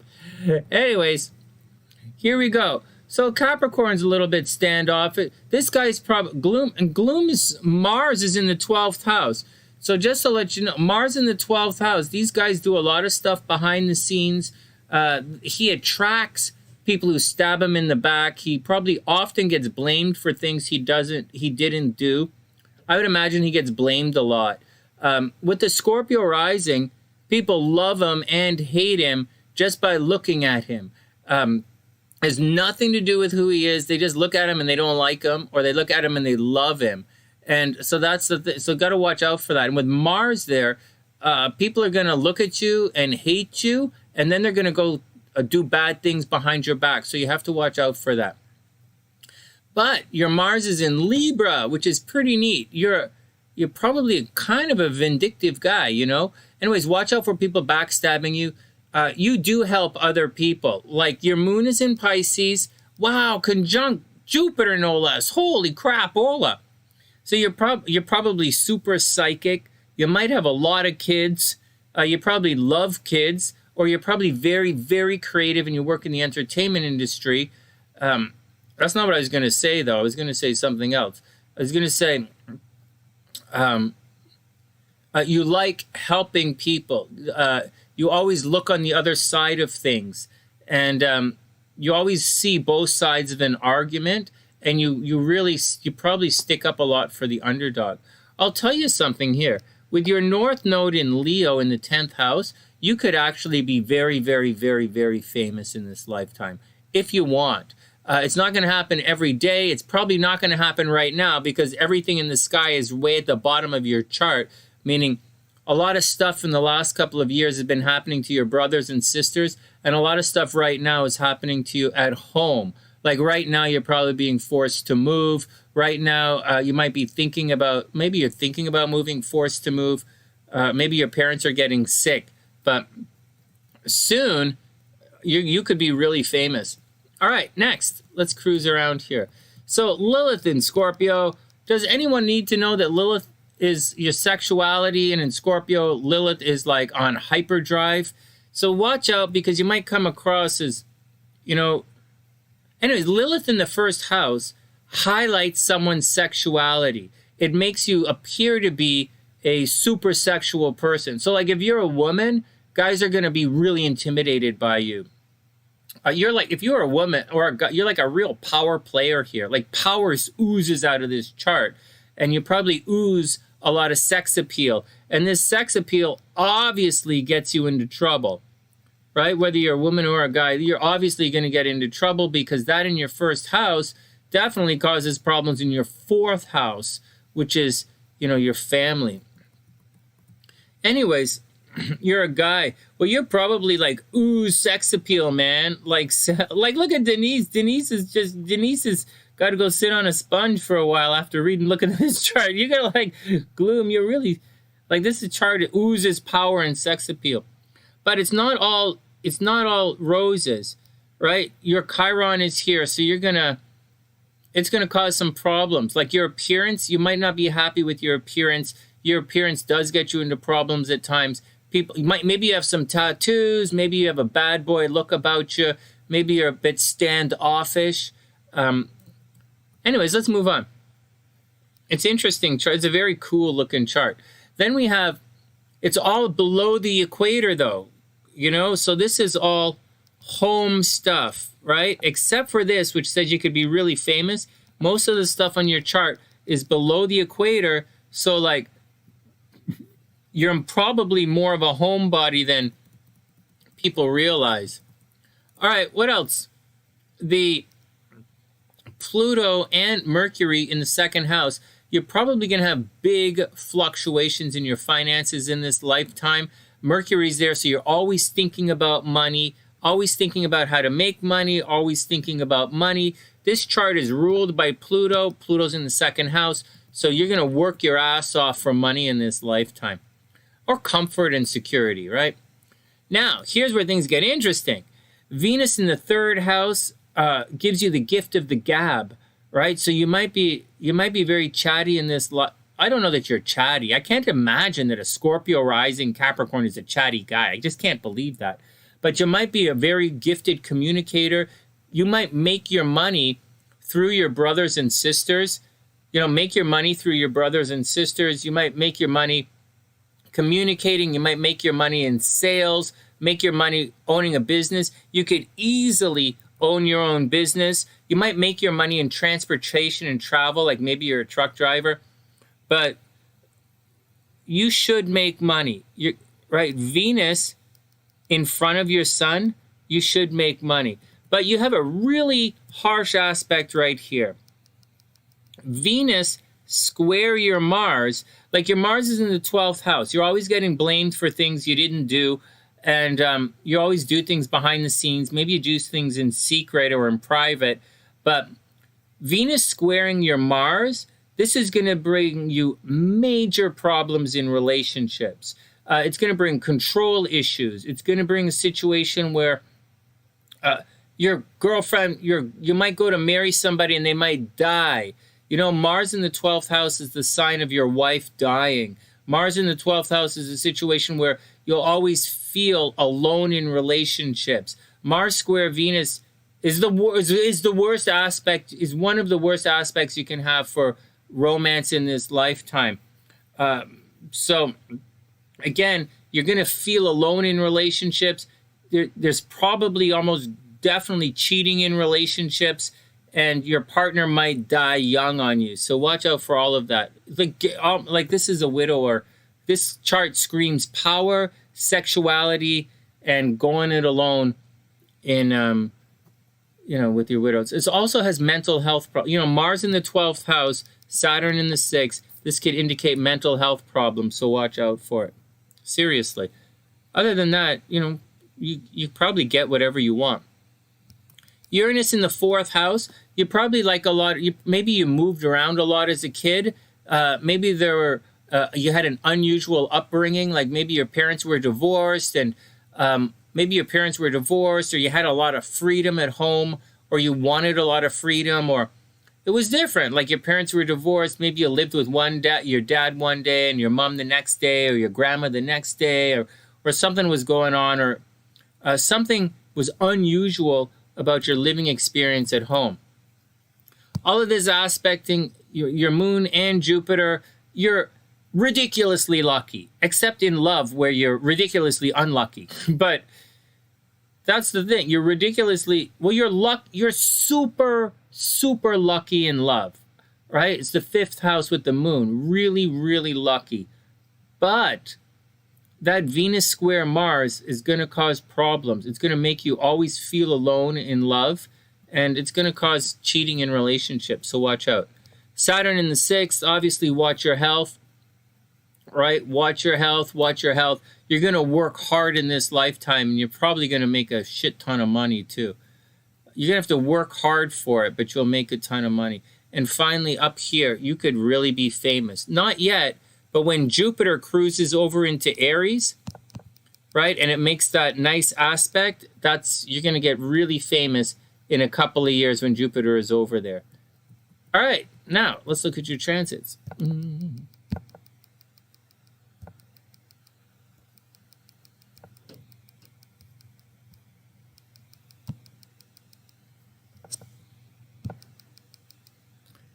Well, this is relationship time for you. I don't know if you're looking to get married or anything, but it's relationship time. It's like Mars is cruising through here. It's crossing your vertex. You might be thinking about relationships right now. Mars is in 9th house of travel, right? You might be travel. Are you a famous YouTuber? Wait, what? Yeah, maybe a famous YouTuber. You guys are gonna look. You guys, whatever. So, all right, next. You guys are gonna maybe like. All right, next. Mars is gonna crossing the vertex, right? Maybe forget the vertex. Like all of this going through here. This is a relationship time for you, but like, so what? It's not really unless you really want to be getting married right now. I don't think you ever have to get married for real, because man, Jupiter and the moon in the 5th house, Jupiter in the 5th house screams someone who always has a date. You know, girls probably flock towards you. Holy crap, Ola. You're so lucky. Except for that Pluto in the second house. That kind of sucks. But you're so lucky. All right, whatever. You might be traveling right now, thinking about traveling, thinking about going back to school maybe. But at your age, I don't think you're going back to school. Or maybe you're doing your master's. Maybe you're doing your master's degree, finishing it off right now. This is all empty for the most part right here. You know, Pluto retrograde. Maybe you're going back and helping out your brothers and sisters. Watch out for car problems right now. Right now, you should be watching out for car problems, right? Car problems, problems with your brothers and sisters. But but for the most part, the energy that's happening this year should be focused on your home, maybe moving, focusing on your mom, focusing on your brothers and sisters, maybe your mom, not your brothers and sisters, focusing on your mom, focusing on your family, focusing on your home. You might think about moving, or something is happening at your home life right now. And that's the deal. This is all, I mean, Neptune is just crossed your Jupiter in your 5th house of romance. So either you're like having kids and you got someone pregnant, or you're about to fall in love. If you haven't done so already, man, I'd say you're about to fall in love. But I would see you fall in love every week. And that's the deal. This is just a transit, right? This is moving through, so whatever. Soon, next week, starting next week, money is going to get really good, right? Money gets really good starting next week. And that's the deal. Always watch your health. Always watch your health. And money's about to get really good. And that's the deal. I don't see anything. Nothing is squaring anything. Nothing should be stressing you out. Nothing should really be stressing you out in this chart. I don't really see any. Uranus, square Uranus. This is a little fucked up. Uranus, square Uranus is a little fucked up. So maybe you got someone pregnant and you have to marry them, right? You're trapped. You know, that's a little fucked up. But aside of that, that's the only kind of thing I see that's negative in your chart. I mean, there's a little bit more. I guess Saturn is square Pluto. That's fucked up. Like, that's going to cause you to get extremely sick. So watch your health, watch your health. But I don't think it's you who's getting sick. I think it's your brothers or sisters might be dying right now. Brothers or sisters might be dying. Or watch out for a major car accident. So watch out for a major car accident. Watch out for your brothers or sisters getting sick. But that's what I think is going on. What's up, guys? You're an artist? No way.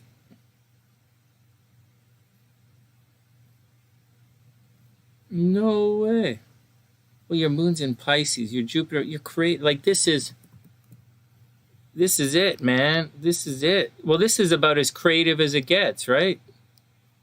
You don't really get much more creative than Jupiter and your moon in the 5th house. Like in Pisces, it's about as artsy-fartsy as you get. Well, that's what's going on, Doom. Good stuff. Hey, what happened? Oh, man, hold on. Streamlabs. I just missed your comment. Did you really have a bad car accident in one time? Yeah, watch out. Because right now, you might, moving right now. Famous soon. Thanks to me. I don't know about that. Although I do know I am a good luck charm. Well, that's the action, Gloom. That is the action. Moving. Watch out for car, like right now. Right? 26 degrees. Also in the fall, right? In November, watch out for it when Pluto comes back. But that's the deal. Do you guys see that? He's an artist. I was focusing on dating because he's a Scorpio with Lilith in the 1st house, but like, you don't get much more creative than Jupiter in the 5th. What the fudge? Very cool. Very cool. It is fun. You know, Denise, it really is fun. And so, all right, let's get out of here.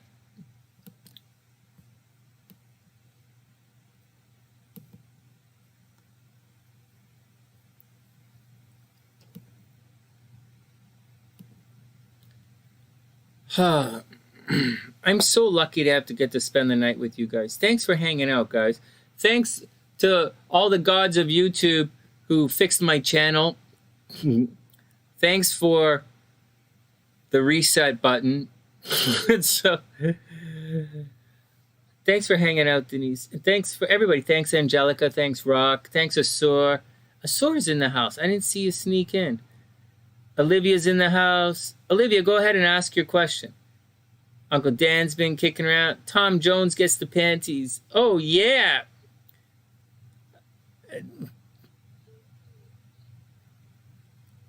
And thanks, Leon, thanks.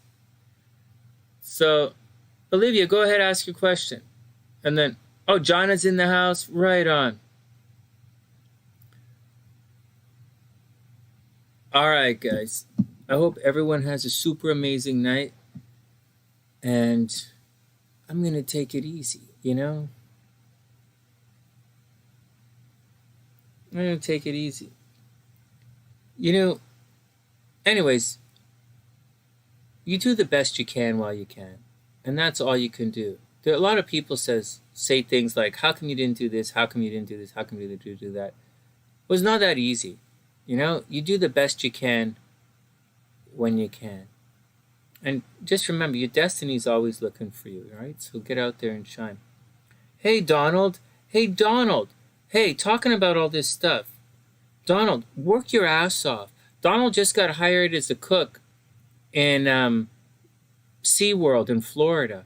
So I'm telling him, work your ass off and climb the corporate chain. You're in the corporate world now. So don't fight it, work it. You can end up as like designing menus or cooking at SeaWorlds all across the world. You know, it's a really good opportunity for you.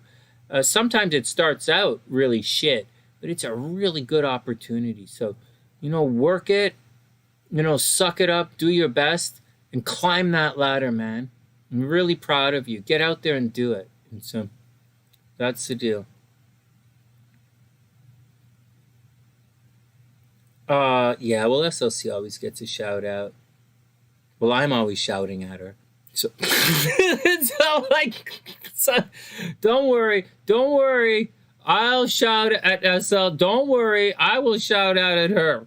No, don't worry. She will silent treatment me in return. She will shout out in her Cancer way.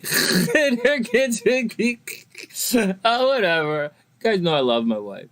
All right, guys, everybody be cool. And I'll see you guys later. Don't worry. I will no. Oh, like I don't know how she puts up with me. I have no idea how she puts up with me. I just know I have to stay in shape. So that's all I know is she's probably not my personality. So Sonny's gonna stay in shape. All right, whatever. All right, guys. Have a wonderful night, guys, and we'll see you soon. From TheSunnySide.net, I'm Sonny. Wishing everyone the best of a super amazing night. And I'll see you guys soon.